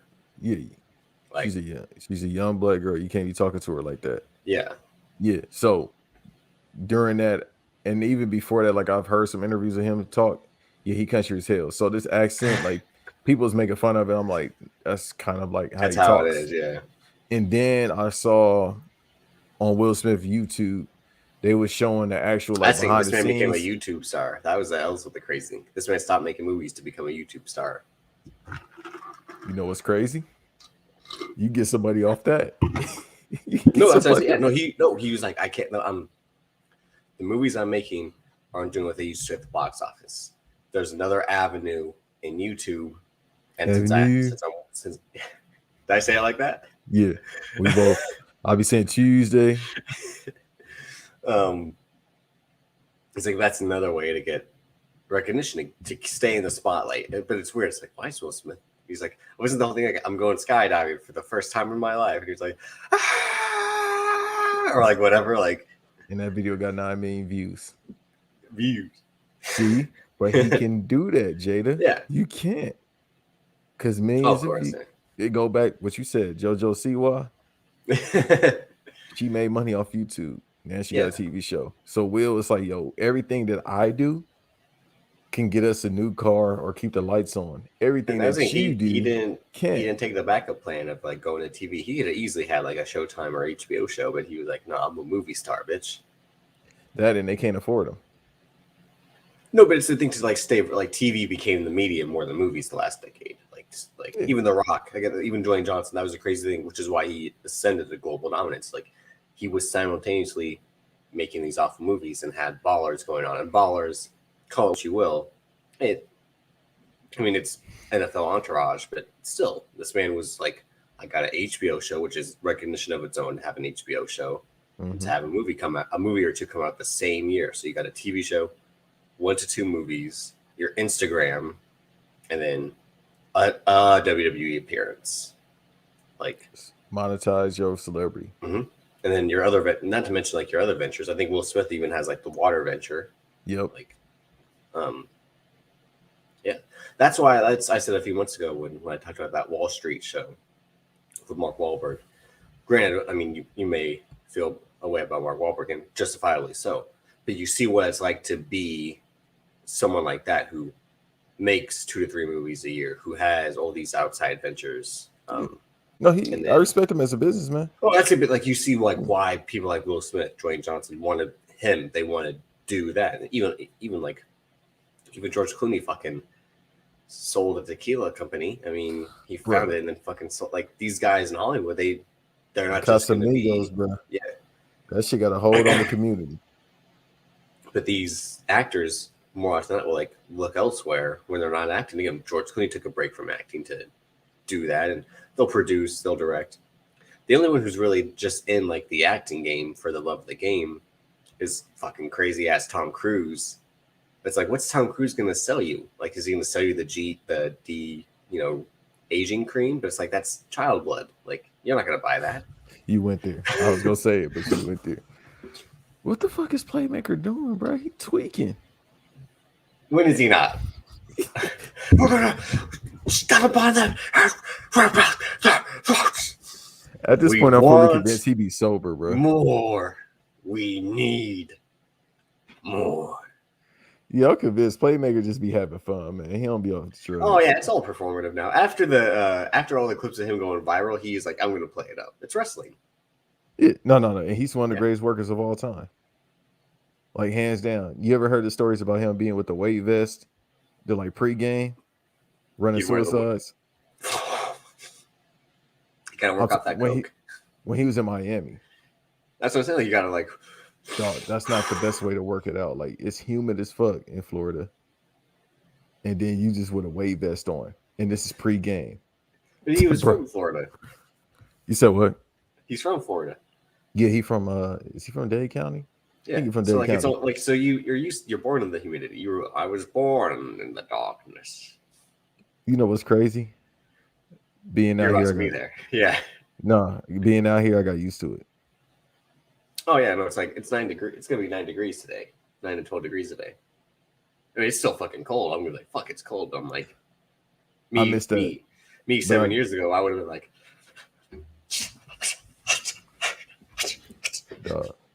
I missed. I'm so cold, my teeth are chattering. I missed that. That's what I loved about New York. Like, that's what I always loved. It wasn't even cold in New York was the thing. I mean, I had my pea coat on when we were out, but like, it was good weather. I had a hoodie on, I was straight. But I had the fucking big ass like gloves on. That thing, I had my gloves, but I didn't break them out. But no, it wasn't too bad. Yeah, I mean, this is you trying to convince me to move to New York. We're not going to do this now. We'll do that for another date. Whenever you're ready. You want to move to Florida? Hell no. Why not? It's Florida.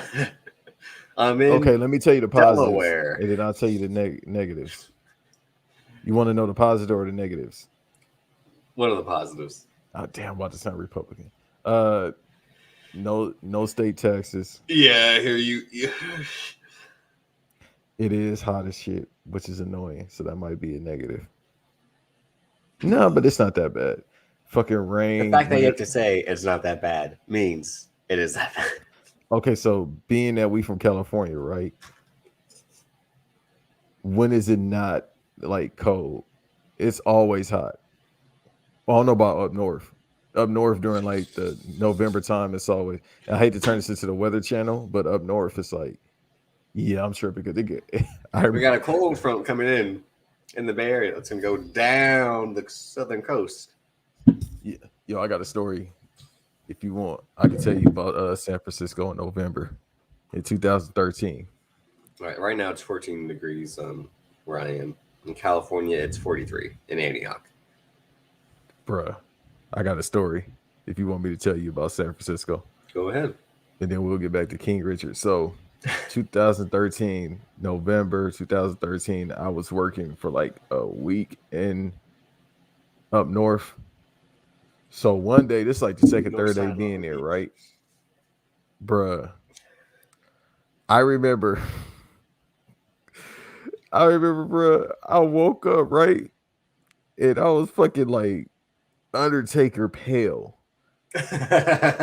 Like, I don't know if it was something in the room or it was that cold because I think somebody like left the window open because it was like this is Airbnb before Oh yeah, no. If Airbnb, you leave a window, I hate windows being open when I'm trying to sleep.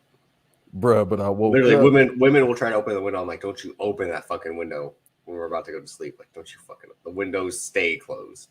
Well, women don't get hot, bruh. Well, no, they don't get cold. They always They hot. don't get cold. I know my move is to like I'm half asleep and I see like they're not covered. I throw the blankets right back on them.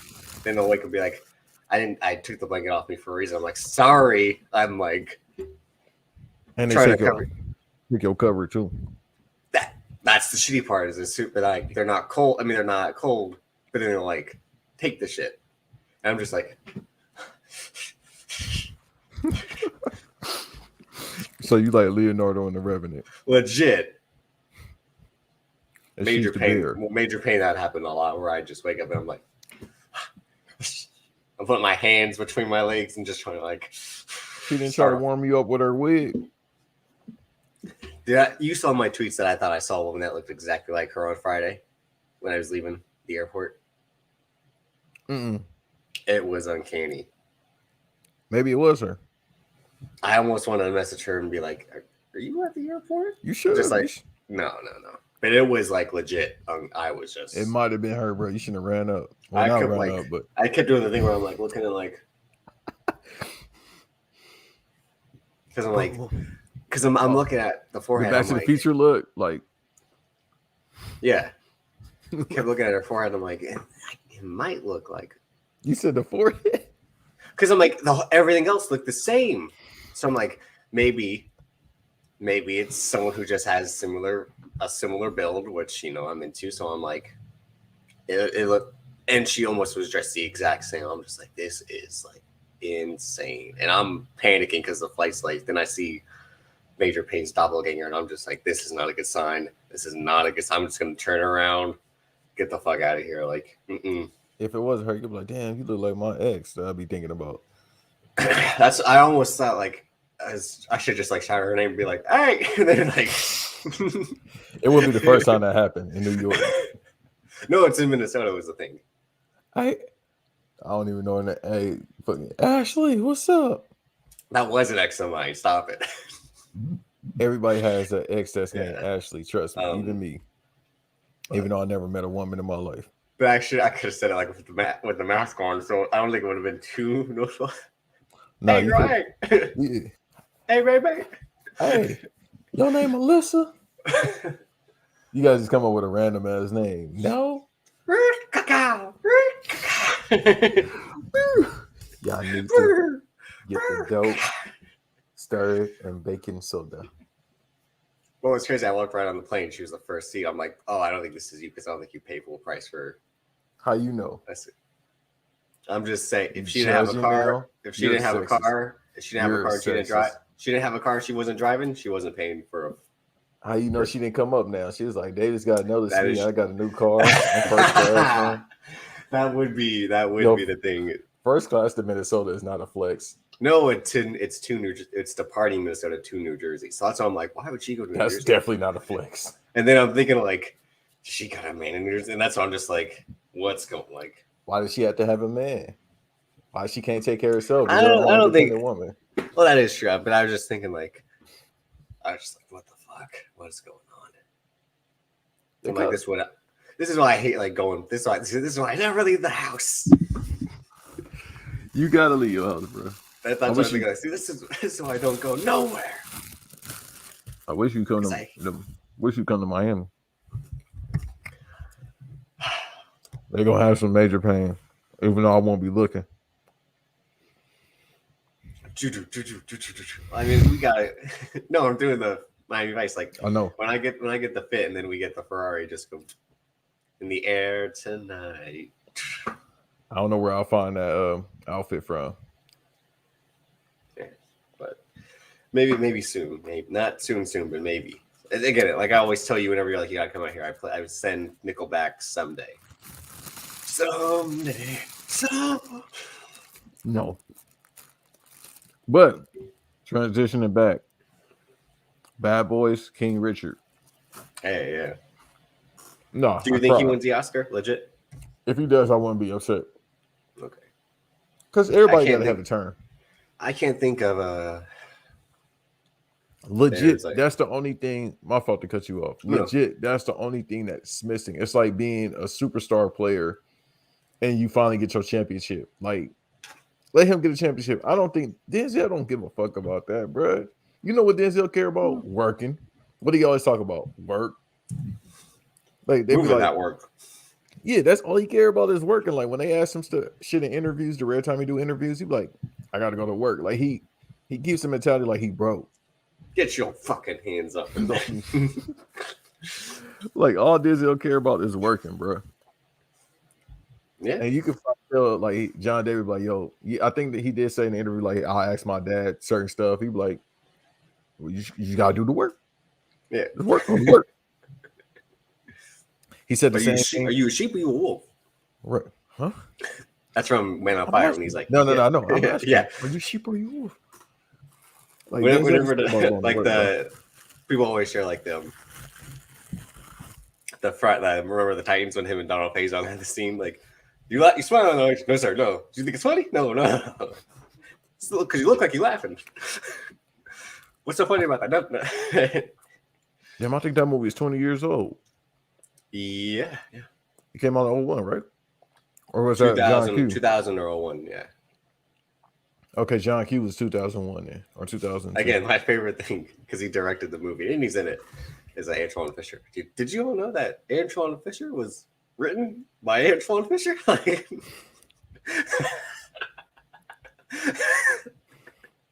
I can't watch that movie. The man made a whole movie about his life. Like, that's some G shit. That's what they're getting. Spaghetti. It's like, well, I thought the movie that Sandra Bullock was in with the football player that she won an Oscar for. The Blind Side. Yeah, I thought that was a shoot. They said it wasn't a shoot. Wait, which part? The true story or the? So they said it's based on true story, but they fabricated a lot. Yeah, no, don't forget. Yeah, like he came out and said like he'd been playing football for a while. That movie's super. I didn't like that movie when I watched it. You know why? And what isn't really even like? I just think I didn't think it was that good. But like in hindsight, yeah, it is like the white savior movie. Mm-hmm. And the whole like, I never had one before in your own room. Thank you for that. Like, bro, this dude is intelligent. What are y'all talking about? Like, he just walking around with his outfit on. She's dialing up the accent. You gotta protect this blind side. Like, I'm just like, God damn, girl, you were just like going for the Oscar. She got it. Good for her. She from Texas. Her fine ass is from Texas. I'm like, why you gotta do that? Yeah, I think so. Let me see. I want to be. You know what movie I was thinking about the other day? And I was like, has Banks ever seen this movie? And you probably have. Speaking of Texas, this is random. See, this is how I know the universe is supposed to work like this. You ever seen Man of the House with Tommy Lee Jones? Absolutely. Yeah. Oh, I she's was from just thinking Virginia. That's unfortunate. Virginia. Okay. They're Shouts to fine as Cody hell. Dre. No shouts out Virginia or Cody Dre.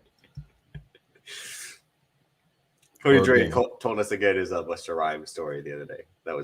I love it. He told it? He told. I swear he had said it before too. No, he said never it told again. us. Oh yeah, about the autograph. I had swear he had said it before. Yeah, about him being like, no, about just Busta Rhymes being like, him being like, hey, I'm going to, I'm a fan, and Busta Rhymes being like, fuck out of here. Ain't no, like, oh yeah. No, I heard about that. No, Buster's an asshole. And then I got to know. I forgot why Matt said he don't fuck with Busta Rhymes.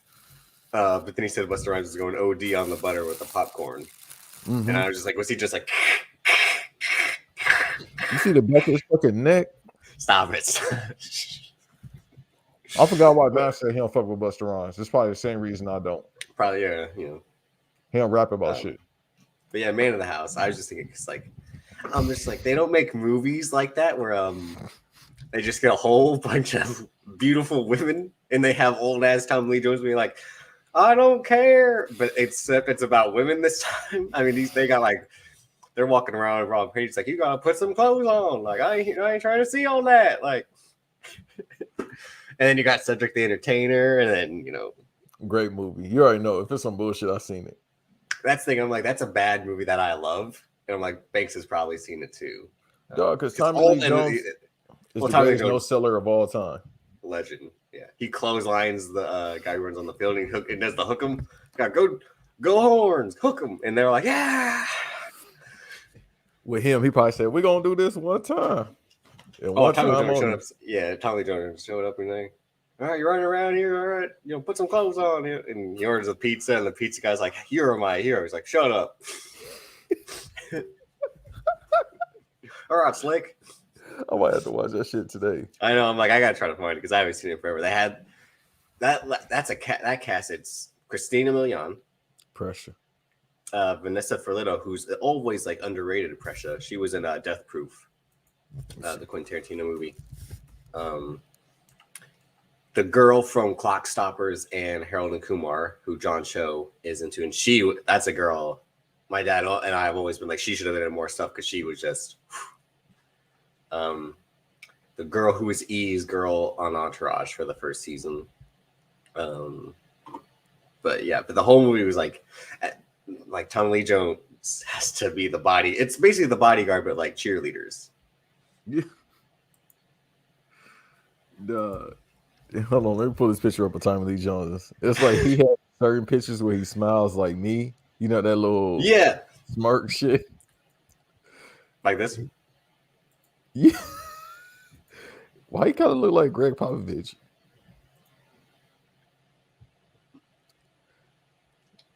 Tommy Lee Jones has one of my favorite lines, and besides The Fugitive. Wait, Tommy Lee Jones and Jamie Foxx about to be in a movie? Oh no, it's breaking news. Damn. Because it's supposed to be Harrison Ford and Jamie Foxx. And Harrison Ford's like, I'm a penitent man. Harrison Ford's gonna crash as soon as he shows up to set. We gotta get him out of here.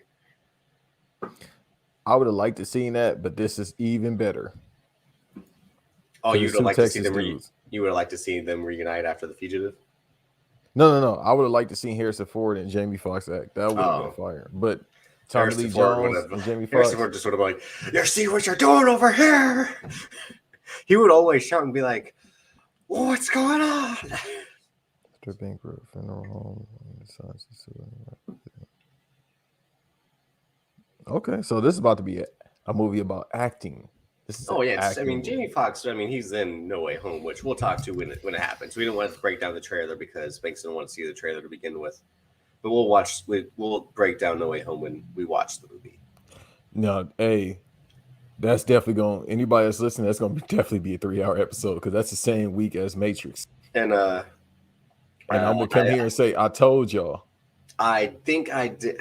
I might have been wrong when I said When you were predicting that movie was probably going to do 3 billion, I think you may be right. I think that movie does 3 billion. bro. I forgot that. No, I forgot that Far From Home did 1 billion.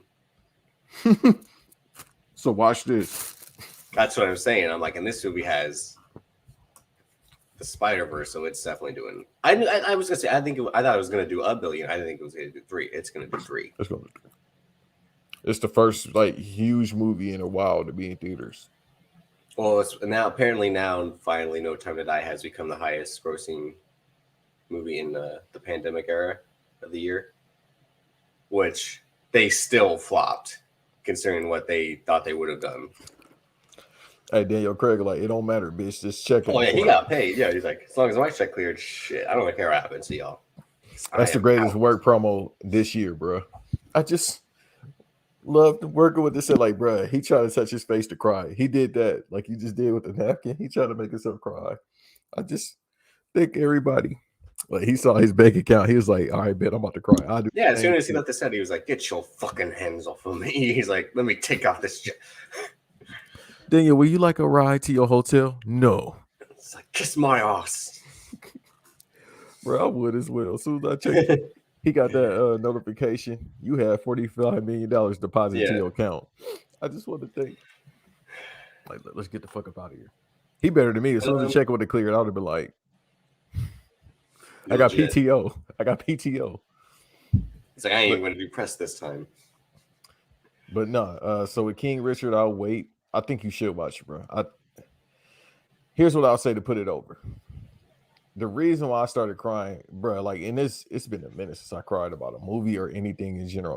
I'm not a tough guy. I'm just saying, bro. So the scene with dude trying to talk to his daughter, right? It's not a big spoiler because this shit happened in real life, apparently. Yeah. But so he has a 16-year-old daughter. First of all, Richard has 11 kids. This is a shoot. So Will Smith was like, this is why I want to be this character. Could be, because what if Will Smith got 11 kids? He's me. Listen, when you fuck until you get sick, you got some extra kids. We just don't know them. And he probably got some fire ass NDAs too. But so the little gang members was up here talking to his daughter. He got his ass beat for his daughters while Serena, Venus, and all the other daughters were in the van. So with his wife or his ex-wife, that Serena Venus mom, I think it's additional 3 other kids that they had. So he has 5 with her, and I believe he has a few with another woman and a few with another woman, however the math goes. But he legit got like 6, 7 kids. I mean, like 10, 11 kids. So that scene made me cry. The scene with him over, like, bro, it was certain scenes where it was nothing like bad emotionally. It's just the fact, like, this dude believed in his kids this fucking much, bro. That shit tore me up. Like, he put the sign up. Like, as soon as they put the sign up, I think it says something about never losing or something like that. It's a sign, and then it's another scene that they put it out even in the rain when they're practicing. Yeah, we got to remember, like, they are self-taught by the parents. Yeah. This man just said, hey, I'm gonna have the greatest tennis players of all time. Just manifested that shit. Yeah, that's what fucked me up. Like, yo, this dude really manifested this shit. And then you cut, and I started crying just thinking about that, because I'm like, yo, that was damn near 30 years ago. Look where the fuck they at now. Yeah. And like, Venus was supposed to be better than Serena.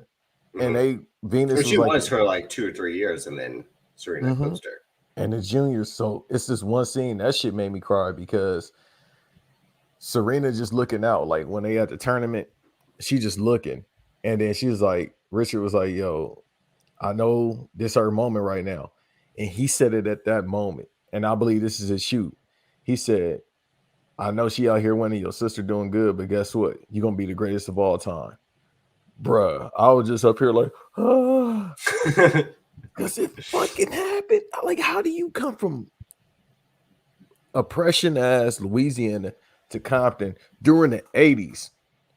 That's what fucked me up too. People don't know about the 80s and 90s in LA other than Boys in the Hood and Men's Society. That shit was a shoot. Mind you, I was little, but that shit was really like, yeah, fucking crazy during that time for what my mom, my grandmother, and everybody told me that I grew up around. So I believed it. But the fact that he went through this shit, and this is one scene, like I said, I hate to spoil it, but shit that's happened before. Well, that's the thing. And the reason I didn't want to watch it was not just the Will Smith part of it, but more often than not, I'm not trying to really fuck with movies based on a true story because it's like what's real and what isn't. Again, like the gang members. I remember so the trailer happened. Like it starts off like the CPS visit or something like that. I'm like, were they really getting called on by CPS for like him being like a coach, like coaching them hard and all that? And then the gang member, they show like a brief clip of that. I'm like, this man really good jumped over like some tennis. I'm like, I'm just not sure what to believe and what's real, you know what, and what's not. It was a thing where like the first time I remember watching a movie where I'm like, oh, that didn't happen at all was the movie Rush, the racing movie with Chris Hemsworth and Daniel Bruhl. And there's a scene where after a press conference, Chris Hemsworth beats up the reporter for asking an inappropriate question about Daniel Bruhl's character. And I'm like, that didn't happen at all. Then I looked up after and I was like, yep, that was it. And I'm like, so with movies based on a true story, I'm just like, I'm not sure, like, to give them the time because it's like, this is all just fiction. Like it's like you should just do the thing of the Law and Order, like based on, inspired by true events, like, ripped from the headlines type stuff. Like, yeah, and sometimes they do say inspired. So it's certain things I'm like, all right, I believe it. Like it's just one scene particular, like the dude that kept harassing his daughter, his oldest daughter who was 16. He said, "Fuck it, I had enough," because he got beat up by them at the park, and then he was going like he had a pistol because he worked jobs. Like this dude was working like 1 or 2 jobs. He was coaching the girls, and the wife said that. And apparently that's an actual shoot. Like he was up here working all these jobs while coaching them. Like, dog, there's people out here like we know that sleep 3 hours a day for a reason because it's not enough fucking time in the day. Shit, I slept only 4 hours on fucking Friday, Saturday, yeah. So imagine what the old man do. Working 2 jobs, record podcasts and all that shit. So some people just don't sleep, bro. Like I tell people, I don't sleep much. It's just it comes with the game. But overall, I won't go too long because I highly recommend anybody that's listening to this, please watch this movie. And for the person that made the think piece, I don't need to go off on her. It's just like you can't just have the story about them. You got to know where you come from in order to know where you're going. Like if it was just like a couple scenes with him saying, "Yeah, Serena, you're gonna be greatest of all time," that's Disney bullshit. Well, no, it's not it's titled King Richard for a reason. It's his story about how this man, was that much of a figure in these women's lives to turn them into what they are, to steer them in that path. It's not the Venus. If it was titled Venus and Serena and he was the star of it and like the focal point, then that's a right to be upset about. But no, it's his story about how, he, raised these women to go on to be the greatest tennis players of all And they time. put everybody over. It's not like it was just like to put him over. It put everybody over. Like I mean, the thing to like, it'd be trying to think of like if a movie about like the Beatles, like it's like the NWA thing, Straight Outta Compton. People were mad that it was just about Dr. Dre and Ice Cube succeeding. Where it's like, well, they are alive to tell the story, like. So like, don't get mad at that. I mean, granted, they could have spent some more time with MC Ren and Yella, but when they focus on Easy too, but you got to know they were telling the story of NWA, but they did it with the 2 guys alive. It's something different. Where if a movie about, well, I mean, documentaries are different, but I'm trying to think something where that isn't documentary influenced or has one, because that's why they did the Defiant ones to be like, this is the Dr. Dre, Jimmy Iovine story, which kind of overlapped with Straight Outta Compton. Mm-hmm. Yeah. So with that, everybody got their chance to shine. You feel me? For the most part, the girls were in damn near every scene to begin with. So it wasn't like it was just the focal point of just King Richard all the time. Yes, he's the star of the movie, and they were just trying to use him as a bridge to get to where they're going, because people have to remember too, they 18 years old. How much can we show about them at 8 to 10 years old? Well, he was a figure back then. Like, again, he was the sports parent. Was like, he was LeVar Ball just doing worse business. Well, he was the first one where, like, I think the media was giving it the attention that LeVar Ball would go on to basically become the Richard Williams of this generation.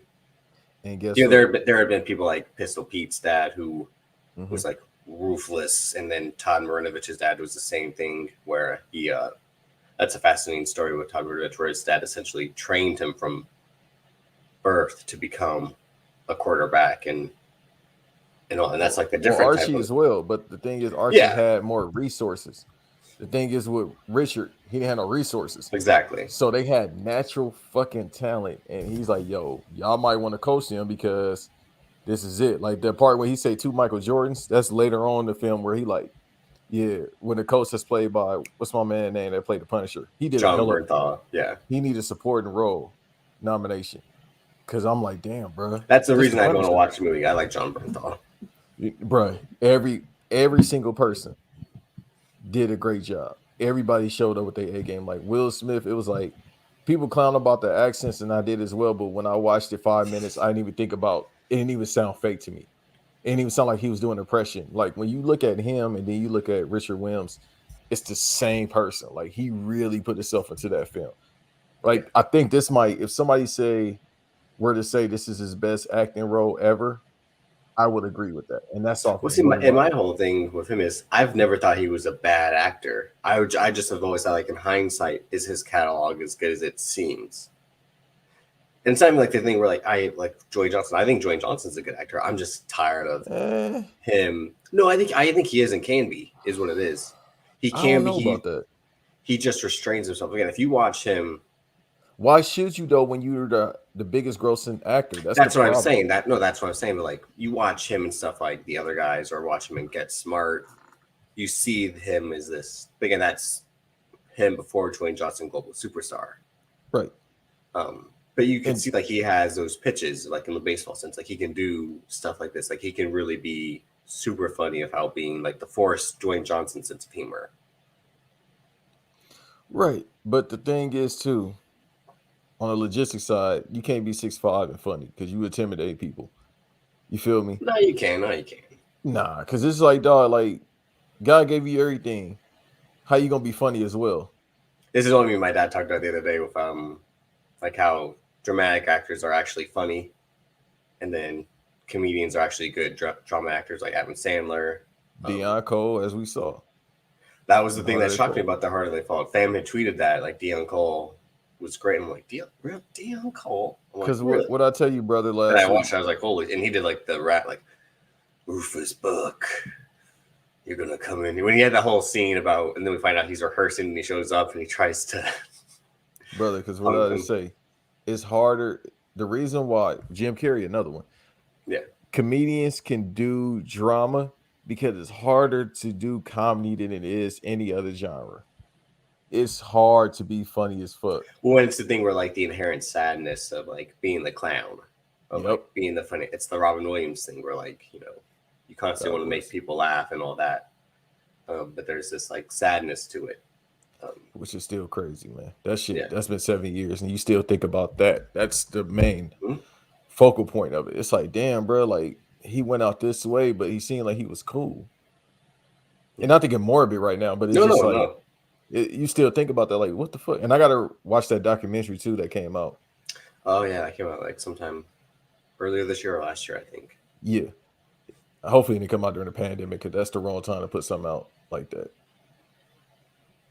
Because people mentals and people locked down. So, but it goes back once again to what we talked about with Will Smith. Like all this shit happened during the pandemic, and people had a lot of time to think and be amongst each other. And it was like, you know what? I don't really fuck with you. I don't fuck with you either. But I ain't gonna say nothing. Well, I'm gonna say something. You feel me? So, but no, I say watch the movie. That part about Serena, that shit blew my mind. He said you're gonna be the great. Like how you. That's what I tell people, man. Whether you No, that's believe you're understandable superstitious or not, because but because the little brother complex. That makes sense because you want to beat like your bigger brother. You want to beat your bigger sister. Like you get like they're doing everything first, so you get to watch them and then figure out. It's like the LaMelo Ball thing. Like we all knew Lonzo Ball was going to be good, but then LeVar Ball is like the watch LaMelo. Like that's it. Yep. He had to grow up tough because he's getting picked on. He's going to have to outfight them. He's going to have to fight. That's going to make him outfight everyone. it's going to make him work harder because he's little one. That's the perfect way. That's somebody else. Like whether people believe in, speaking to existence or not, I firmly believe it because half the shit I say always happens. Hell, this pod is an example. Half the shit we say, motherfuckers, this shit just come out of nowhere. On Show Your Work, shouts out to my guys. We said something twice in the past 2 weeks, and I told Larry, I said the phones are tapped. And the shit happened literally the next day. But the thing is, on a higher level than this man, before they even came to the earth, said, I'm gonna have two of the greatest tennis players of all time. Like, bruh, he's from Louisiana poverty, oppression to move to Compton. And he's talking about a white sport being tennis. And he said, I'm gonna make the greatest players of all time. Like, how does that happen? It's Earl Woods did the same thing. You put that club in that 1-year-old's hand and he trained him. If you watch that Tiger Woods doc, which is also good, came out this year. Yeah, watch it. It's what I've always said, Rick. You feel bad for this guy in hindsight. Mhm. And you really always should have felt bad for him to begin with because he was the big black superstar in golf, the whitest of the white sports besides tennis. And he's the biggest star, and he happens also to be black. So he's therefore the biggest black star that is existing, and he's growing the game. But when you look at it, like look at the man who raised him, and you pushed him in this direction. And then that's when you get to the personal side of it, or like, oh, a military father, exactly, and he's an awkward kid. Mm-hmm. Yeah. Well, then you wonder, like, how does this man become a sex addict or have all these women? And then it's like the stories of his father being a philanderer, and it's like, so you learn from him, which there's nothing wrong. I mean, sometimes you do learn shit from your parents. Unfortunately, you carry over stuff like that, but it's like this guy never had a choice to figure out what he wanted to be. It was instilled in him from the start. And again, the shitty part was he was good at it. So it's not like he was forced to be a golfer and be a terrible golfer for the rest of his life. He turned out to be the greatest golfer because this guy pushed him and pushed him and pushed him to the point where, like, you're literally going to be the greatest. And then once that man dies, he's like, I'm free in a way, but also like I'm lost because no one's there to guide me. Because now it's like you don't know who's here for the money or who's really here to coach. It's like this guy was the reason I'm doing this, but also is like the reason I am kind of like this strict, regimented person. And now I can wild out and do Vegas. I can do this and all that because this guy's not going to be there to be like, no. Like, just focus on the game. But that's the problem with a lot of essentially. Yeah. Because essentially, think about this. Dennis Rodman is probably my favorite basketball player of all time, right? And he was who he was going to be, the greatest defensive player of all time, arguably, or one of them up there. Let's say he had a little bit more coaching after he left Detroit. He was a little older at that point. He's about 30 years old or so. But still, it's like, what if he had a coach like that, like a Chuck Daly with him at all times? Because he said in his documentary on 30 for 30, Chuck Daly was like my father figure. So what if he had that at all times? Like, do you still have Dennis Rodman who would get you 20 boards, but still go party 3 hours a day? But what if he didn't party for 3 hours a day? Could he get you 10 points, 30 boards, 20 points, 30 boards? Still wouldn't matter because they still was winning, but it wins in that system. So as players like that, you always think like, what if they had a little extra? Like Shaq talks about it all the time. If Shaq didn't have the sergeant, as he refers to his stepfather, who was probably his real father, as he say, like not by genetic coding, but the person that raised him. He always says this: if I didn't have Sarge in my life, there's no way I would be alive. Because he said how his mentality was, as far as the game and off the court, how he was. He definitely would have been locked up because he's from Jersey in the 80s. So with Tiger, you got the military pops, you got the person that's like, nah, this is what we're going to do. We're going to stay aside. And he knows about his child because nobody knows about their child more than the parent. But he's like, he a little awkward, but it's a method to the madness as to why I need to get him where he needs to go and to stay away from all this shit. But once your coach dies, your pops die, it's like, oh shit, now I'm free, but fuck, what do I do? Like you saying. So I'm basically reiterating what you're saying. And then now I'm huge. I know one person, because remember the man in the documentary was just like, his pops like right hand man, so to speak, Yeah. that was looking out for Tiger, as you should, because you always got to have that just in case. Like, yo, this the person that's gonna watch over you. You still not gonna listen to that person as much as you should because it ain't pops. It ain't Hmm. pops telling you get up, let's go to the range right now. It ain't pops telling you do this, do that. So it's kind of hard to do. So with Richard to have this outline, like like Tiger Woods pops, he had a whole outline. It's called the plan. You'll see it in the movie. Like I didn't even know he had a Yeah. full game plan about them. Like the thing is, the kids were scholars. All his girls were scholars. They get good education, good backgrounds. But the fact that it still worked, like you're not supposed to say where you come from, your background, to then say in this sport, this particular sport, not basketball, this sport, I'm gonna have the greatest players of all time. One on one. If I'm not mistaken, Venus has won what 21, 17 Venus, I overall. think, only has like 11 or 13 Grand Slams. And then Serena Yeah, has the most Grand Slams of all she time. has Yeah. 23. Yeah. How do you And fucking then do that? gold medals, then they have doubles. Yeah. Though, like, how do you do that? Like, that's the whole thing. Like at the Well, end of the that's why movie, it's like, like the 1 out of 1 million, 1 out of 10 million. Like, how many people can say the similar thing? LeVar Ball, I mean, was only half right in terms of like all three of my sons will play in the NBA. I mean, Lonzo Ball did go to the Lakers, which was the crazy thing. I mean, LiAngelo. I mean, unfortunately, but even he got, he's in the G League, but that's still a pathway there. And then LaMelo Ball won Rookie of the Year. Like, what do you expect? and they both look like all stars, being Zoe and Melo. They both look like Mm-hmm. they could be all stars this year. He But got then one of when you his kids watch, paid. yeah, and then when you watch like when I'm that sorry, all two stuff of was in, them. yeah, My fault. Yeah, two of them paid, and then he's got LiAngelo not even in the league, and he getting he's got paid. a chance. Yeah, he's got a chance. Like he got his own house. Yeah, Like, dog, you know how much you gotta believe in yourself, let alone your kids, to make shit like this happen. And going back, it's tennis and it's black girls. It's tennis. It's Serena is considered the greatest of all time. How the fuck do you do that? I think it's just that thing where like it's meant to happen and it's their will. Again, the Tiger Woods thing is the only parallel because they almost happen at the exact same time. Is the crazy part. They almost coincide with each other. Where like he ascends the mid '90s, they ascend late '90s, early 2000s, um, and they dominate the 2000s, and then somewhat the 2010s. But you see, and then obviously he has this, they relatively have been unbreakable in a way. Like Serena Williams is like she's gotten really like fucked over a lot of times. So like the media and like officials and all that, and, like her attitude thing. But she has like the intensity of like the Michael Jordan intensity, like just like so fucking good. Like you're like I'm gonna play how I want to play. It's called a muse. You ever heard And that that's term? no, but that's also why you can see like how she became better than Venus because look how she reacts after like a set. You could see like I'm like gonna fucking beat you, that type of thing. Like I'm gonna obliterate you.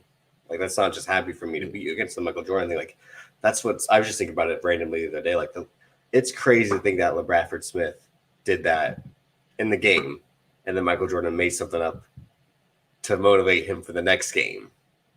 Yeah. Like, It's they call it a muse, like I just said, but it's one of well, those that's things why where you Kobe just Bryant created Muse Cage. That was supposed to be his version of that. Yeah. yeah, it's like a zone. And then they show that with Venus in the movie actually. Like when she start getting beat, it's like she just getting to the zone, like the zenned up, and she just goes fucking crazy. Mm-hmm.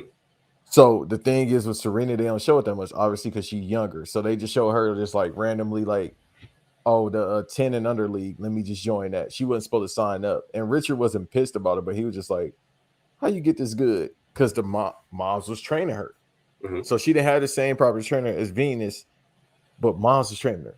Like, you see what I'm Well, that's saying? what I'm Like, saying. this shit sounds Well, that's what I'm crazy. saying. Like he was focused on one at the time to like, but then she's watching the whole time learning. It's that part like in Shang-Chi. Remember, the daughter's not supposed to be learning how to train.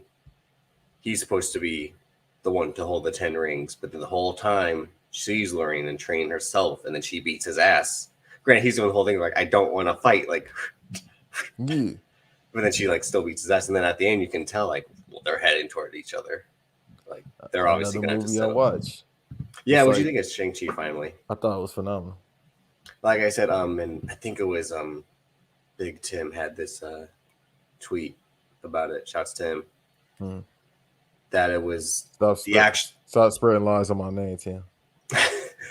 He said it I've never seen a perfectly woman because in my life. this is what I said when we when I briefly reviewed it when we talked about that. The action was great, the jokes weren't.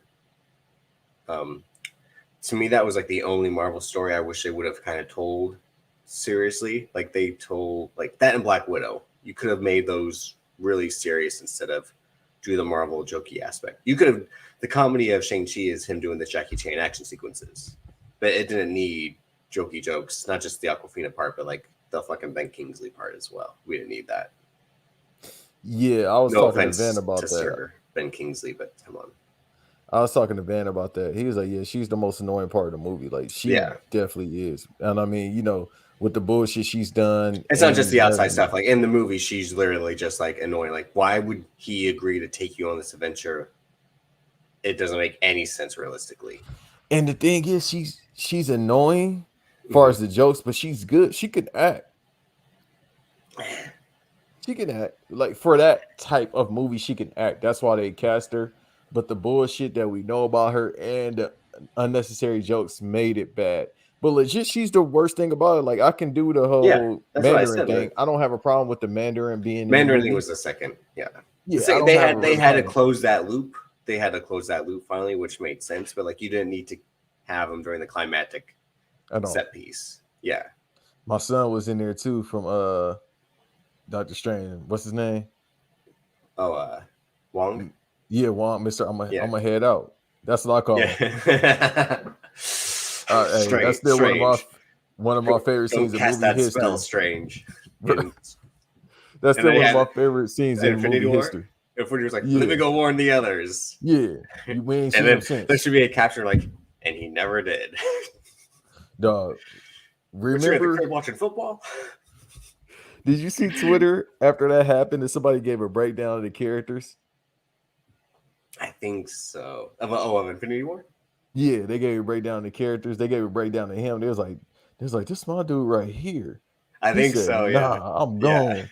And then the I think memes, the whole everybody big said thing was like, like, he's in that, like, this man just, like, that's the ultimate, nah, I'm good. Like you said, like, nah, yeah, I ain't in this fight. because somebody had a meme about that as well. That shit was funny. It was like, y'all about to go fight Thanos? Damn, that's crazy. Yeah. I'll see y'all later. Not me, though. Nope. Bro, that was my favorite thing. It was like when you before your 2 week leave from your job, you just like that's crazy. Or like, can you work this shift? Nope. That is not the Drake and Josh. That is not my job. Bro, it's like the Magic Johnson. I ain't gonna be here. That's exactly what he Yeah. did. Y'all find Thanos? I ain't gonna be here. Nah. But Great yeah, I movie mean, though. yeah, the action, phenomenal. The direction, Destin Daniel Cretton. Seemingly, and there, some unfortunate stuff came to light about him being an incel, I believe, or he said some shit that like has reared its ugly head in terms of his beliefs. But I mean, he's The main great in the actor, movie. right? Yeah, but it's like, Did you hear what happened to him in China? I think they pulled the movie because of something he might have said. That was the thing initially, was they weren't happy to be.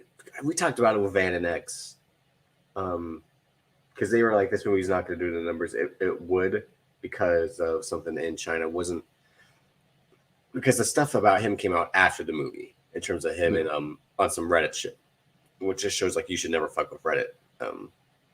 And I never really did. Every time multiverse again, because that's Serena's husband. True, yeah. But even he gave that shit up.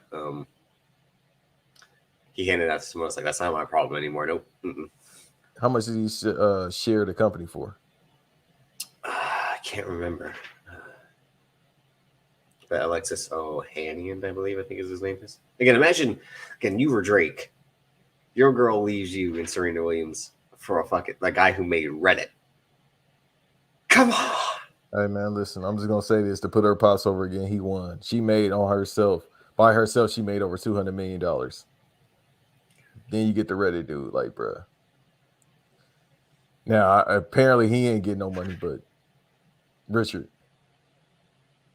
Oh, he didn't get any money? I think he's sick and he got some other shit going on with him right now.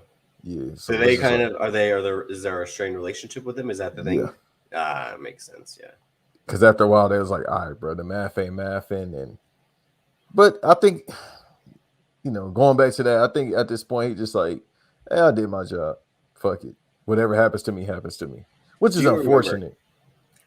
when Serena Williams had that commercial and it was Anarius? That was like her name spelled backwards, like her brand, Mm-hmm. and it was like I'm doing. But then they recreated the commercial with Jumper, and they had Hayden Christensen jumping within the commercial. Yeah, That was some great branding. that was, even though I hate that movie. That movie's a great bad movie. Yeah, I hate that movie. Awful, god awful, but I love it. It's I terrible. hated Samuel Jackson's wig. I love Samuel Jackson with the Dennis Rodman hair.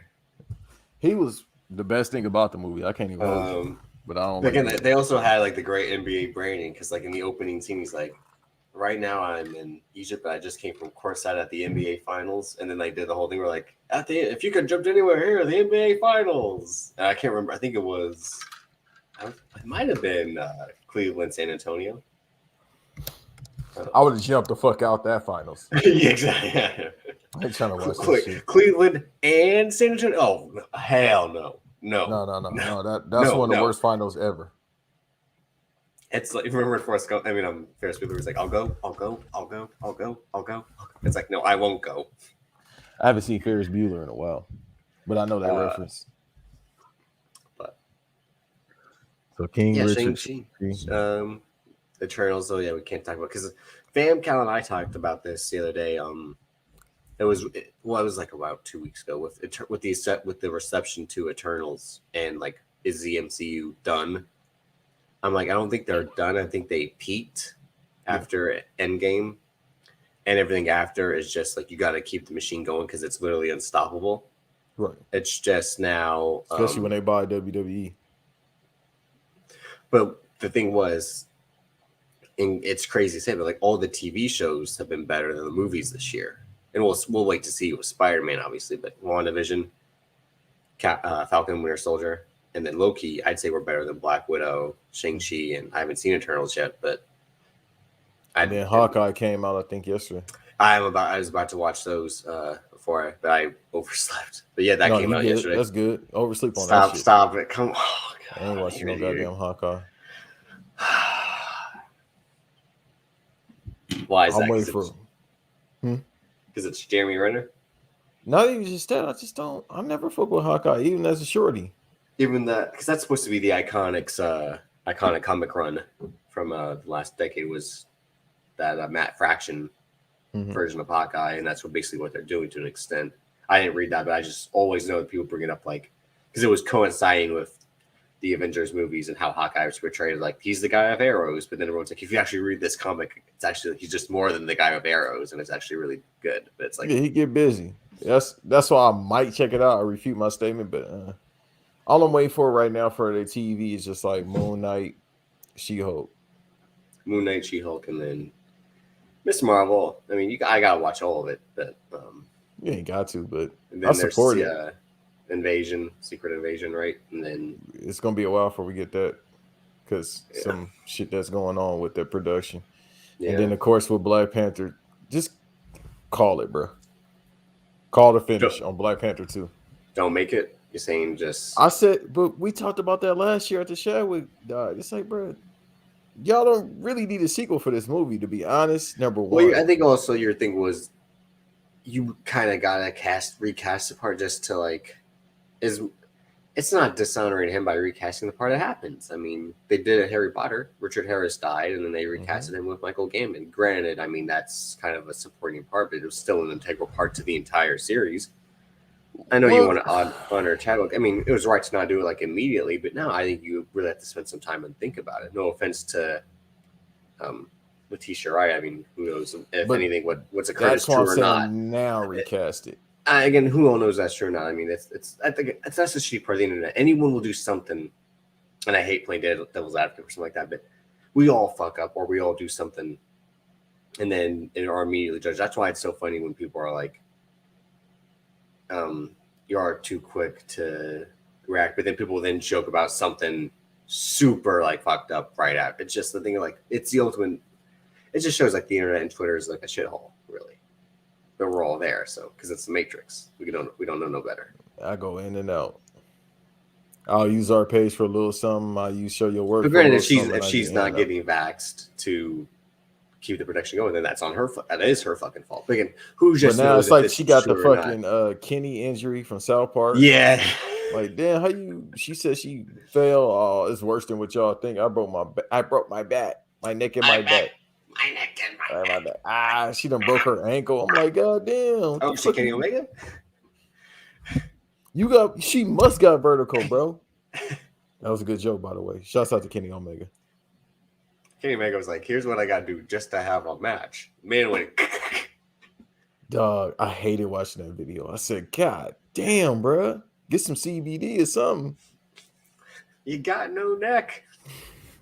You got no shoulder. You got nothing. No knees, the doctors bro. are like, how are you alive? And Kenny Omega's just like, hey, anybody that's listening to this, if y'all want to know how Japan workers get down, there's your example. Them motherfuckers no sell entire injuries. Well, that's why Tomohiro Ishii is like, and that's why Kotobushi just always looks like, besides he's got like crazy back and neck muscles, but besides why he's always looking like he's like this. He just goes, bro, you got to see him work in person. So I saw him work against 51 in person. Bro, he really be like stepped in him up. Yeah, he like, bro, he got to. I told my whole world, like, yo, he's in so much fucking pain right now. Just walking to the ring. And Shinsuke Nakamura is just like fuck y'all. Dog. I'm out here surfing. I'm out here doing not even half, like 20% of the work I would do over there. And you're over there dying early deaths. Hey, he did just like Juan. Oh, that's crazy. Y'all about to have 20 pay-per-views? That's crazy. I'm about to head to Orlando. I'm about to head out here to Orlando. I'm about to fucking surf. You can't, it's no beaches out here. You got to go to like fucking Tampa. Like, I don't know where he go to surf at. I actually need to find out because it's like, bro, it's no like waves. Like, where are you going, bro? But people be like, they need to do more with Shinsuke. He like, bullshit. Nah, they shouldn't. Right. They're doing too much of him to begin with. That man doesn't need to be IC champ. Come on. They was like, why is he on a pre-card? Because he got to stay warmed up long enough to get through the match to be like, all right, cool. Yeah, like, I know. They were like, since Shinsuke, you're going second last, you'd be like, I'll be done. I'll be dead. like, bro. It's not like the Brock Lesnar thing. Like, I got to get the fuck. I'm showing up and I'm getting the fuck out of here. It's like he's a reliever. Like, I can't go in cold. Dog. So you've seen how like veteran players on the sidelines are like Joe Embiid because he got veteran knees. They be on the bike. People be like, why are they on the bike? They should be sitting down. It's like, no, when you an older player or older worker, I have to stay warmed up. I gotta walk around. I gotta stand up. You have a bad, recurring injury like he does, yeah. Whereas like my knees are fucked. He's got a Stone Cold Steve Austin knees. Yeah, you gotta walk around. Imagine him showing up with a double brace, like posting dudes up like. He damn near at that point. He out right now because of COVID, but that's the reason why Joe Embiid though. It's not because of his knees, it's because of COVID and carrying that team, even though they got a solid team. And fucking Ben Simmons, I keep forgetting he's not even on the team right now. Fucker said, I'm gonna lose. How much is he gonna lose? I think he had to pay like 6 figures this past month alone. It's just some more fucking money. Here you go. I'm like, all right, bro, you must got a good savings account. I don't give a fuck. I'll take the jab, bro. I ain't losing 33 million like Kyrie. He said, I'll take 33 million. You better than me. It's that tricky thing where like, just get rid of him already. But they're like, we can't let him win. But it's like, but you're not winning either. Like, you're sure you're getting money, but you're losing the player. Like Kevin Durant, he got no Achilles.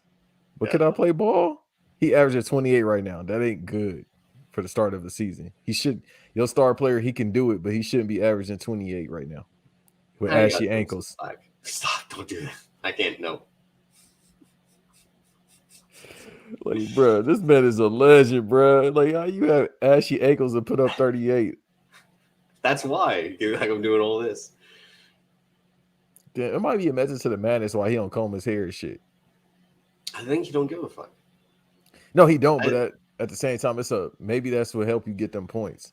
it's literally again. I think he's like adopted the billionaire lifestyle that we talked about. Where like the billionaires, they wear simple, plain clothes every day, and like that's it. And then like never buy anything super lavish. And then yeah, he's like, I'm doing that, but on the basketball court. So they dress like you. No, come on, don't do that. I only do that sometimes. Oh yeah, I forgot because everybody I see you. All right, so for the people that's listening, Okay, you doing this now? in New York, he dresses kind of like me. We dress California. That's the best way I can say it. How is that? Hoodies, black jeans. Like only California people wear black jeans. No, I like showed up. I showed up in my blue PacSun denim jeans, my Air Force Ones. Hey, I was gonna ask you, is them PacSun because they fire? I look, you got to get some. I only wear PacSun denim if I'm not at work.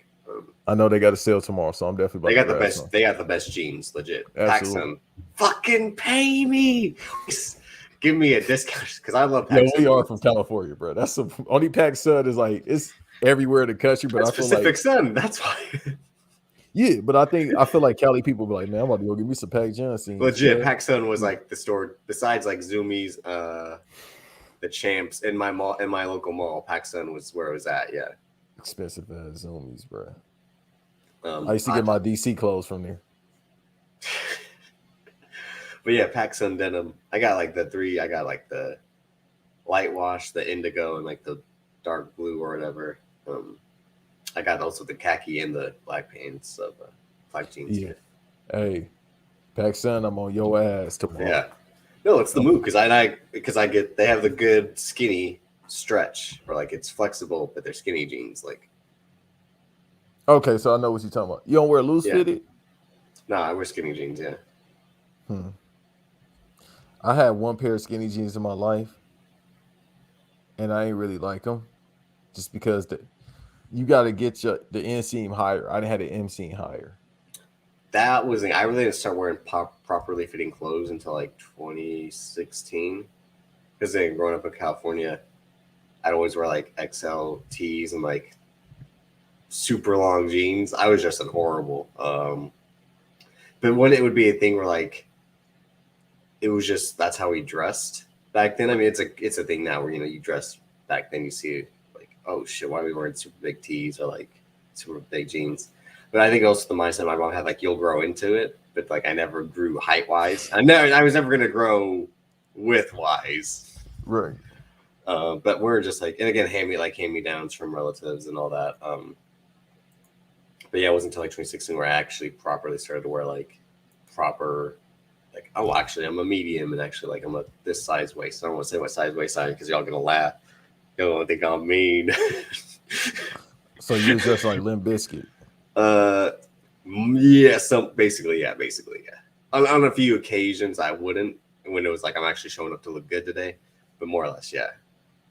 Or like a cholo, so you don't like Shia LaBeouf. No, don't do that. That was my brother.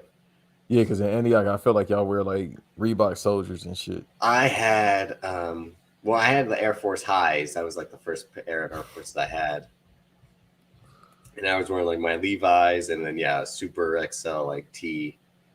It's let me see. Let me see. Levi jeans. Everybody was wearing that, bro. But then I got some Diamond Turf 2s my freshman or sophomore year.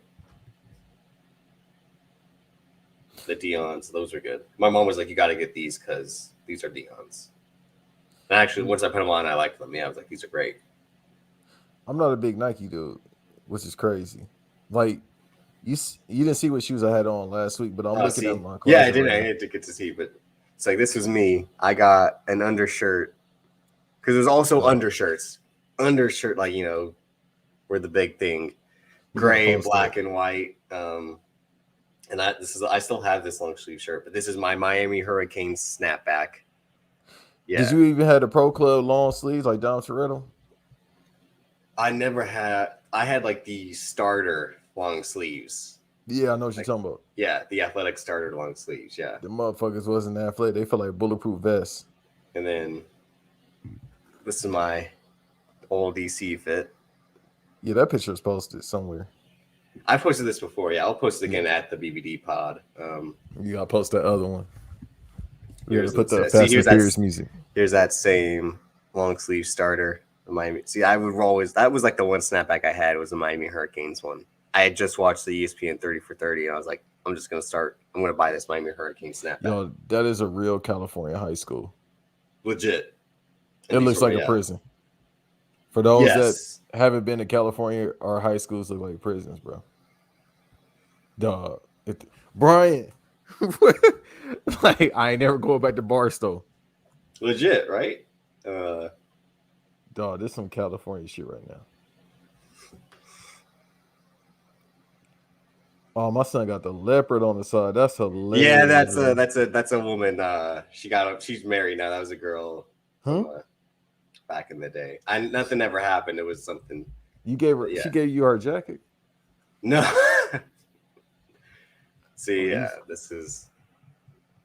He had a little bit of swole on him. That's when you first got your tattoos? Yeah. What does mine say? Shit. What about mine? Dude, sweet. You said shit. I know. What's my tattoo say? Shit. What's yours say? Fuck. Yeah. That was Will Smith. If you don't want to laugh at me, I'll post these. Here was the most egregious one because my hair was also terrible. Duh.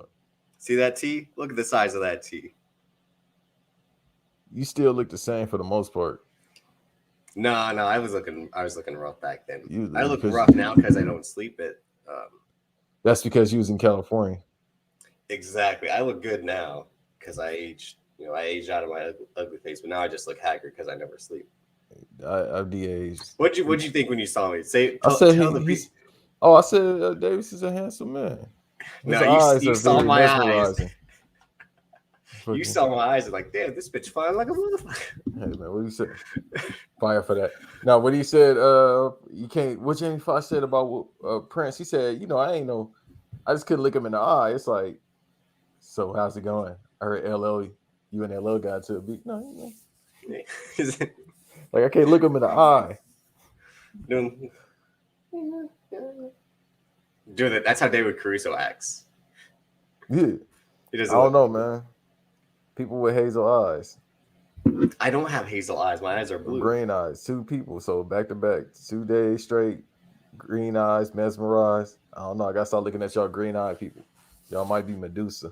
I don't have green eyes. Whatever color you have. The Eastern European eyes. I got the blue eyes, white dragon eyes. I thought you were about to say some other type of blue eyes. Wait a minute. I'm only human after all. Otherwise than that, yeah, he this is the pitch for all the ladies. He's handsome. He's very not awkward, but I got the video. I'm shy. No, I'm incredibly shy is what it is. Yeah. In public, in public I'm super shy because I don't know what to do with my hands. I'm like, that's me in public. He had a money machine gun. They got me right out of there after that. They're like, nope, next.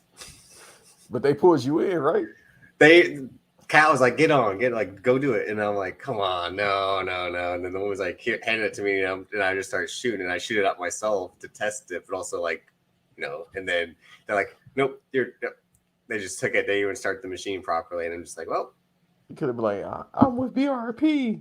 I'll sue your ass. Don't you know who I am? Right. Don't you know who I am? I don't care. You think you're better than me? Right.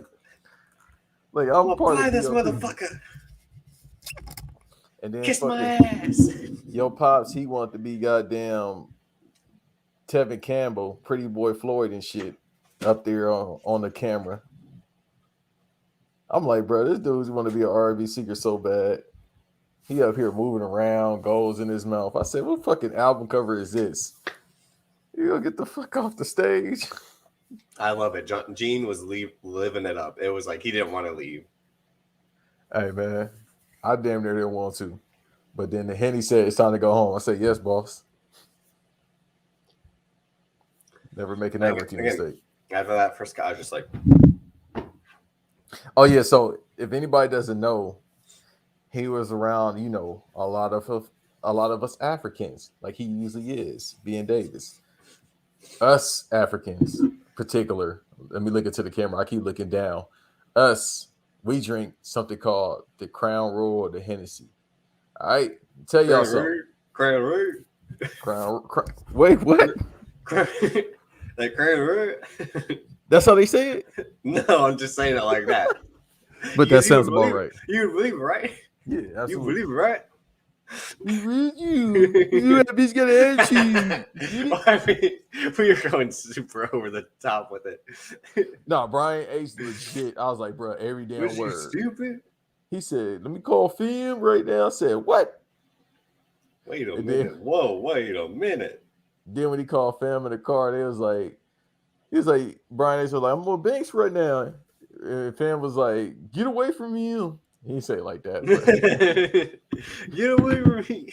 Right. What you doing? Yeah, you don't need to be around him. I'm like, hey, man, listen. But nah, it down there everywhere. But Crown Rue is hilarious. I might start calling it that. How would we spell CRUWN. Croon Rue?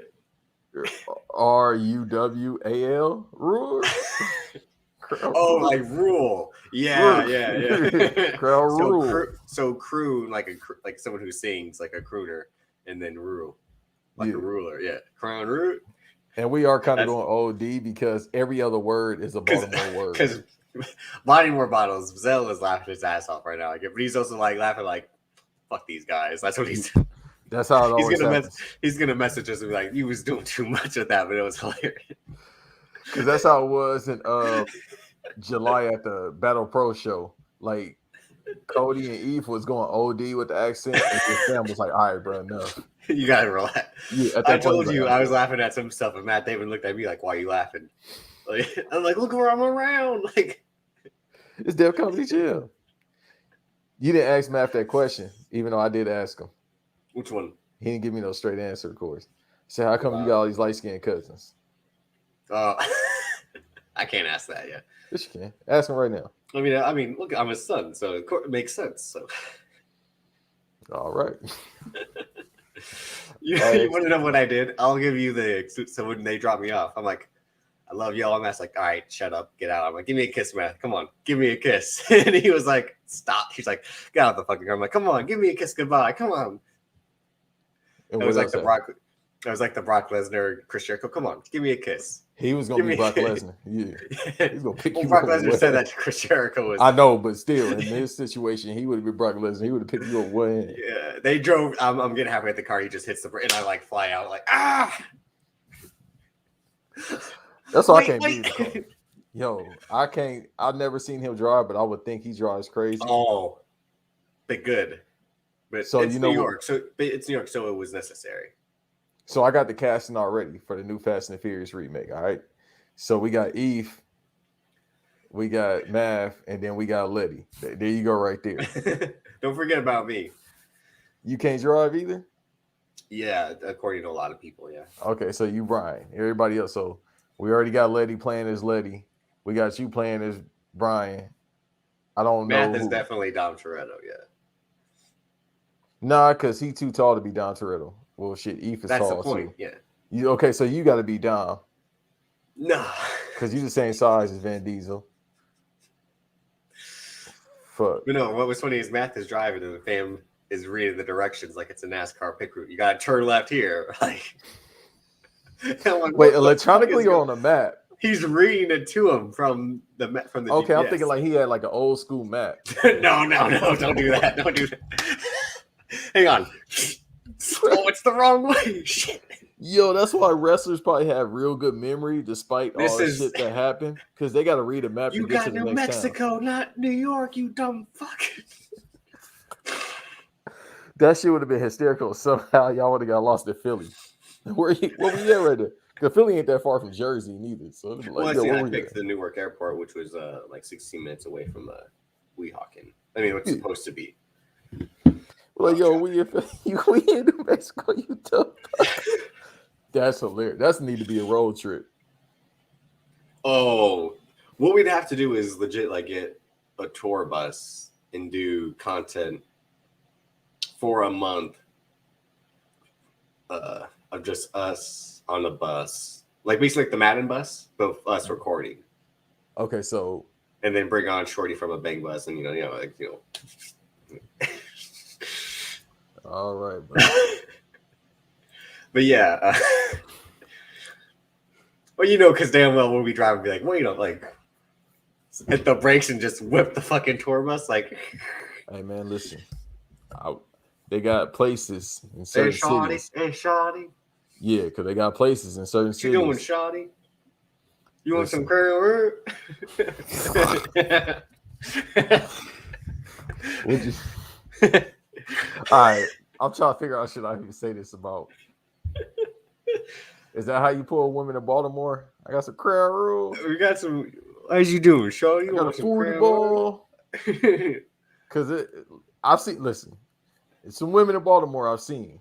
I've seen allegedly. There's one I've seen allegedly, even though she stayed in Atlanta, and she was doing an accent.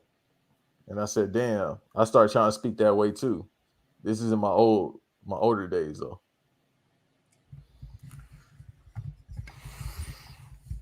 Yeah, but fuck Thanksgiving. Yeah, legit. I mean, we're just killing time till I gotta get ready like in half an hour. You want to close it then? Yeah, we'll wrap it up. I mean, again, this just we had to do an episode because we didn't do one last week. We might do a bonus episode. And this was dropping on our normal Sunday as you're hearing it, but another episode might be in the queue as well. We'll just You let me know. wait and see. Like I said, as y'all hearing this, thank you for being here. I'm sober. And next 12 hours, what time is it? No, the next 8 hours. We'll record an episode with Drone Banks frigging me. It's in your eyes. And See, the thing is, I'm fun sober. You get me drunk, boy. You for real about to get a 30-minute set. The problem is, I'm very unfiltered. yeah. The problem is that same conversation y'all had. You say like the problem is like it's a wrestling promo, like that's your recurring thing. See, the problem is like your Montez Ford. The problem is. Hey, Montez, you should have cut a promo on Buddy. You told him to say it to your face. Hey, you should have pulled up on him. Not Sami Zayn. Sami Zayn shouldn't have pulled up on dude. Stay ready, All Star. Sami Zayn said, like, that's why I wear all this fucking guerrilla military gear. Dog, he legit a Stay Ready All Star. He really pulled up on dude. Like, what you say? Like, damn, bro. Hey, but shouts out to the dude that tackled Seth Rollins, MVP. Now, the boy thing, I knew that was going to happen. You and fam are just, like, amazing. No, as soon as I seen him, I said, legend, bro. Because the thing is, he really hit him with the spear. Ooh, he really hit him with the spear. Hey, Seth Rollins, you skinny bastard. That's why you need to start doing all that P90X shit, all them little calisthenics. Get your punk ass in the gym, lift some weights. He ain't supposed to take you down. You're a professional wrestler. Get in the gym, eat a steak stick, man. He was legit blindside. Seth Rollins, like, turning around, his legs were getting underneath. He's like, oh, shit. He too little, that's why. Like I said, you need to do that jiu-jitsu, put him in the triangle, put the legs in the proper position, grab the arm, and yeah. Hey, listen, I bet you're going to listen to some rap music now. Fucking punks jump up to get beat down. Damn, that rhyme. Yeah. I'm on the road right there. Look it. Damn, I'm shitting gold these days. I'm up here rapping like Big Daddy K. Oh God, but yeah, I think this is a good time to wrap up. We hope you enjoy your Thanksgiving. If you enjoy Thanksgiving, we are thankful for all the listeners, all the people that supported the show this year, last year, and that will continue in the future. It was good seeing Banks in person. If you saw that pic of us in the flesh, Banks is a good looking. Banks, he's a big guy too. But I just shocked that Banks wasn't as tall as I thought he was. That was the thing. I was like, I can't see me. Hold on.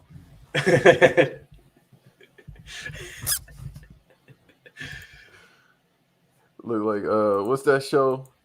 The dating show. Like, yeah. The one when the female, the dudes used to be behind the curtain. The female talking about, I am looking for Not Guess Who. Is it Guess Who? Match Game? something like that. I just remember the No, game. The Match rapper Game was is on it. there, and he didn't get chose. It's like contestant number 3. What's your idea of a perfect date? And you like, so right now, we go to the bar, we get some cream, and No, you about right. Then the girl's like, "Where you from, Baltimore?" Like the Roddy Rich. You from Baltimore? Yeah. Absolutely. And then what's your favorite holiday? My favorite holiday, Christmas. So you from LA? My favorite holiday, Christmas. You know, I say we pork the core and you know, we go to the slice of swap meet. You know, Get you a gold get chain. yourself a Lakers jersey. You know, hell no. Fuck them. Shouts out to Antonio. Fuck you too. Fuck you, motherfucker. Not about you. LeBron. Oh, you talking about what he did last night? I'm always talking about LeBron. Hey man, it's time to call it. Elbowing him like he was fucking Andrade. Yeah, like with that elbow, like. Man, so think again, bitch. Yeah. Right. And Isaiah Stewart said he tried to run up on. He said, he said, I want to get my big bag. LeBron talking about. No one makes me. I want to apologize. No one makes me bleed my own blood. It's like the fact that he got. Yeah, no, I know that reference, but the fact that he got hit and it just pouring down, I say, yo, what if LeBron full on contact hit you? You were fucking dead. Man said it was like a New Japan match. Like, no sell it. Come on, spinning back elbow. Dog, but no, Antonio, they trick you. Oh, it's the Lakers. Come on. So put your glass of milk down, and I'm talking about the women, and start watching the fucking Lakers. You too, Tim. Team. My name is Team. I don't know if that's how you sound like, but still. No, that's from something where that's what he probably. Oh, it's an M curl bit where he's like, "My name is Team," like about a kid that he get. My name is Team. It sounds like my name is from. Oh, yeah, did you see the Channing Tatum dog movie I sent you? I don't want to see shit about him. You know he directed that movie. I want his woman. I don't want to see shit about him. His alleged woman. No, they were and allegedly I want her. They were out and about with his daughter. He said this is your new stepmom. Imagine that being your new stepmom if you're like a 16-year-old kid, 16-year-old boy. Like, God damn. It's gonna be like the movie. My stepmom is, you know what I mean? Them 90 America movies? Yeah, them type of movie, them nasty ass movies y'all shouldn't watch. Why are you bouncing up and down when you saying that? Huh? You look like you was bouncing up and down when you saying this. Relax. Nah, I don't look up them type. My Google search is a little bit different than incel shit. Nah. Sophia Castillo. Ebony Booties. 25. Okay. 25, 50 million. Yeah. Shout out to Chris Tucker. We'll be as I said, Friday. We about to get a cameo from Chris Tucker. No. I'm just telling you, like Friday, Smokey Lives coming soon. You heard it here first. Hey, bro, we can get a cameo from Chris Tucker. He like shit. This is the second time he done owe taxes. Oh, you mean like he's gonna open a cameo and like he ain't got no goddamn choice. He about to do a lot of movies, bro. He always owed taxes, and it'd be insane amount of taxes. Like, bro, everyone was right. $10 million, like in like, fam. When the fuck the last time you paid taxes since Rush Hour 3? It's just like, what do you? It's the thing where when I see stuff like that, it's like, how are you living, and like how much do you get from residuals? Because like again, like he's only done like I think 2 or 3 movies in the last 10 years. Shit, if that. He did a movie with he did Silver Linings Playbook. Girl. Yeah, there you go. He did Billy Lynn's Long Halftime Walk, which is an Ang Lee film, and he might have done one other thing in the Netflix stand-up special. and that was it. Yeah, hey, what you said? Smokey Liz definitely. He like, hey man, can we just make the movie? Everybody's kind of dead. It don't matter. I can just do the whole movie. I can do it by myself. He gonna be cussing and everything. Oh, where he plays Debo, and then he plays Craig, and then he plays Pops. Is that what you're saying? Okay. What? You just said that. You acting No, like I I'm said on he's it. gonna play. He's gonna just be in every scene. Oh, okay. Because they ain't got no choice. He gonna try to put up a triple double. Yeah, but Make sure. An old worm. Like damn, bro. Again. What was it they did the story? What was it they did it the Irishman? If they de-aged him, and it was Smokey from him going to rehab the day after, and then him to now. Okay, so remember you said the phones are tapped. Don't be That's surprised gonna if that happen. news comes out. Yeah. And Gary Gray. Damn it. When you say I owe $10 million, or when they say you owe $10 million in taxes, you looking at every script. You like, man, can I get on something? Hey, in the cage. Yeah, he gonna be. He might go. Yeah, he might do that. He gonna be in a movie with a pig. Instead of a pig, it's gonna be a chicken. I was a Debo's chicken coop. Right. He might be in the pigeon movie. What is that movie about? Before we get out of here, that Nicolas Cage pig movie. Before I watch it, Someone steals his pig, and that's about it. He goes after it. Not even in like a taken way. I think after the pig gets kidnapped, I think it's just him crying, if I'm not mistaken. I haven't seen it. I think I heard some about it where like you think it's gonna be a pig taken movie, but it's like super depressing after the pig's gone, if I'm not mistaken. dog, that's a sick ass man. He was spending his money on stupid shit and bad hair. He owed taxes. He bought an island. He bought an island. He bought like a dinosaur skull. He bought like the first Superman comic. He bought a bunch of Elvis memorabilia. He bought the worst fake hair you could ever buy. And he was buying a lot of dinosaur shit. Dinosaur skull. No, he didn't buy the shit like Vince. He didn't buy the Dave Chappelle. Got this dinosaur egg. Oh, it's hatching, y'all. Yeah. Look at it. I was thinking about Vince, bro. Vince had that dinosaur egg on Sunday. The golden egg. Oh, not the fake egg from Random. God damn, that was horrible. That was the worst. Oh, God. He trying to let you know Jurassic Park. They're gonna promo it.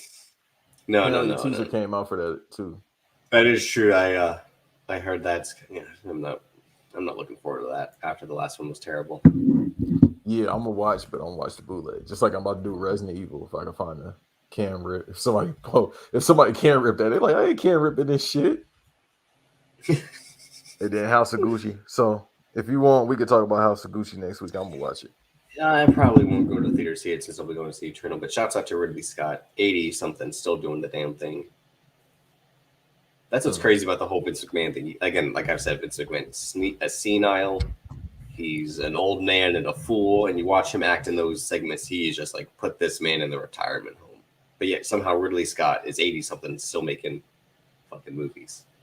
And it's not slowing down because he's making a Napoleon movie with Joaquin Phoenix. Because God knows we need to see that. And then potentially Gladiator 2, finally. Yeah, that might be his last movie. We'll see. He seems like I'll die on a movie set. That's what I'm saying. Gladiator 2 might be it. Well, I mean, there's this great clip about him on YouTube where he talks about Gladiator. He's like, when I was making Gladiator, I wanted to make a film about mortality. And there's an extra standing in the wheat field, just brushing the wheat. And I knew that was the opening shot of the film. And yeah, I think that all goes back to my time at art school. I'm just like, Ridley Scott's the fucking man. Because I'm just like, God damn, that's what you thought of for the opening scene? Because you're just like, that was a good Ridley Scott by me too. You ain't gonna lie. Like that was that was good. I was just listening to get your shit off. But yeah, he's legit list. So that's my alarm. All right, that's a fire ass alarm. I said, hold on. Oh, good morning. Yeah, I have a good morning for all my alarms. That's what's up. I didn't even know you could do that on iPhone. Yeah, I'm so used to being. Well, that's why I like George. You can do ringtones for every goddamn thing. A sleep ringtone, wake up ringtone, shower ringtone. Do you want to know? Ringtone. I think I said this on the Black and House table. So on Sunday, I overslept. I'll say this before we finally head out. My flight's supposed to depart at 10:20. Or this part's supposed to board at 10:20. I wake up at 8:35. Mm-hmm. I slept through my alarm. Cal had to wake me up. He went, Drip, you up? And I went. Then I looked at my phone. It said 8:35. I'm like, oh my God, I'm going to be late. Like, I know that's that real good sleep. That's the best sleep. I told him. I woke up. I'm like, that was the best sleep I had in years. I never slept that good. That's that good Henny sleep, bro. No, because I only had the one cup. It was just like it don't matter. It still was in your blood. They were like, fans like, what you doing, sleeping or whatever? Like, oh, he's awake. I'm like, yeah, I was sleeping good. Like, they thought Cal and them were saying that they thought I was dead. Cal's like, oh, please don't be dead. I hope this man ain't dead. If I wake up and this man's dead, they're gonna call the police. The police gonna ask me, why you got a dead white boy in the hotel room? I know. I don't Everybody's know. Gonna get shot that night. Get on the ground, asshole.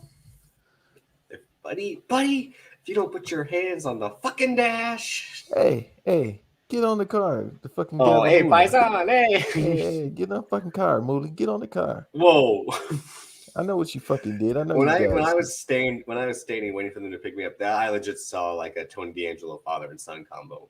Yeah. The dad walked up and the son came up. He's like, and he was just like, my boy's home. Hey, good to see you, Sal. You know, hey, just fucking tuna duda. Hey. Anthony, you're finally here, Anthony. Oh my. Fucking heard you was out there, man. What was you doing? You wasn't, we drove and I made a TSA at Newark was super quick compared to TSA Minnesota. So I made my flight in time and all that, but I was panicking. Yeah, they move fast in the tri-state area, the airports. Yeah, bro, it took me like 30 minutes to get through. Is that I just throw my shit together to pack my bag to leave. Whereas like in Minnesota, I had that shit packed nice and tight and like everything was super neat. And I'm like, all right, I'm just gonna go through, no problems. These motherfuckers stopped me because I had fucking my spray deodorant and hairspray were over the limit of like the ounces or whatever. You always put it in your bag. I put it in the small bag within my bag, and they still open that shit. You put it in your luggage just like you put weed in your luggage. I'm sorry, what?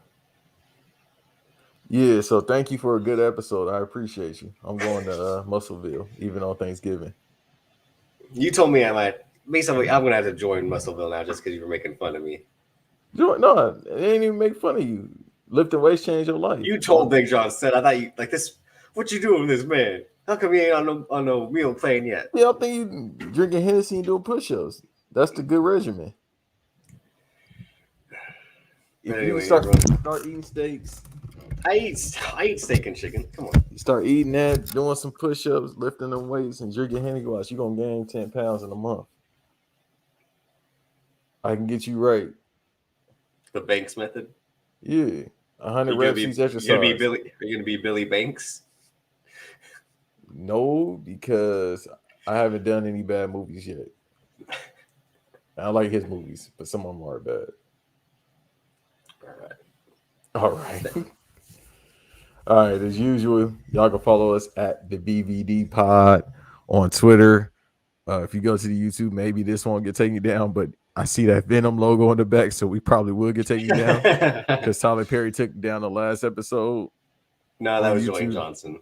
Whoever the fuck, they took it down, and he got a lot of logos. He had NFL, so yeah, we out. We ain't on YouTube, but yeah, I'll try it to see what happens. But no, the VVD Pod. Follow Davis at Davis DC Colton on Twitter. No, it's Davis, aka Drip on Twitter. daviscoltondc on Instagram. Make sure you share, like, subscribe, follow, and stay tuned. We'll have a best of the year episode coming soon. We still got to do the Insecure episode. We still have to do that. Hopefully, we'll get LeBron James to make an appearance, and then hopefully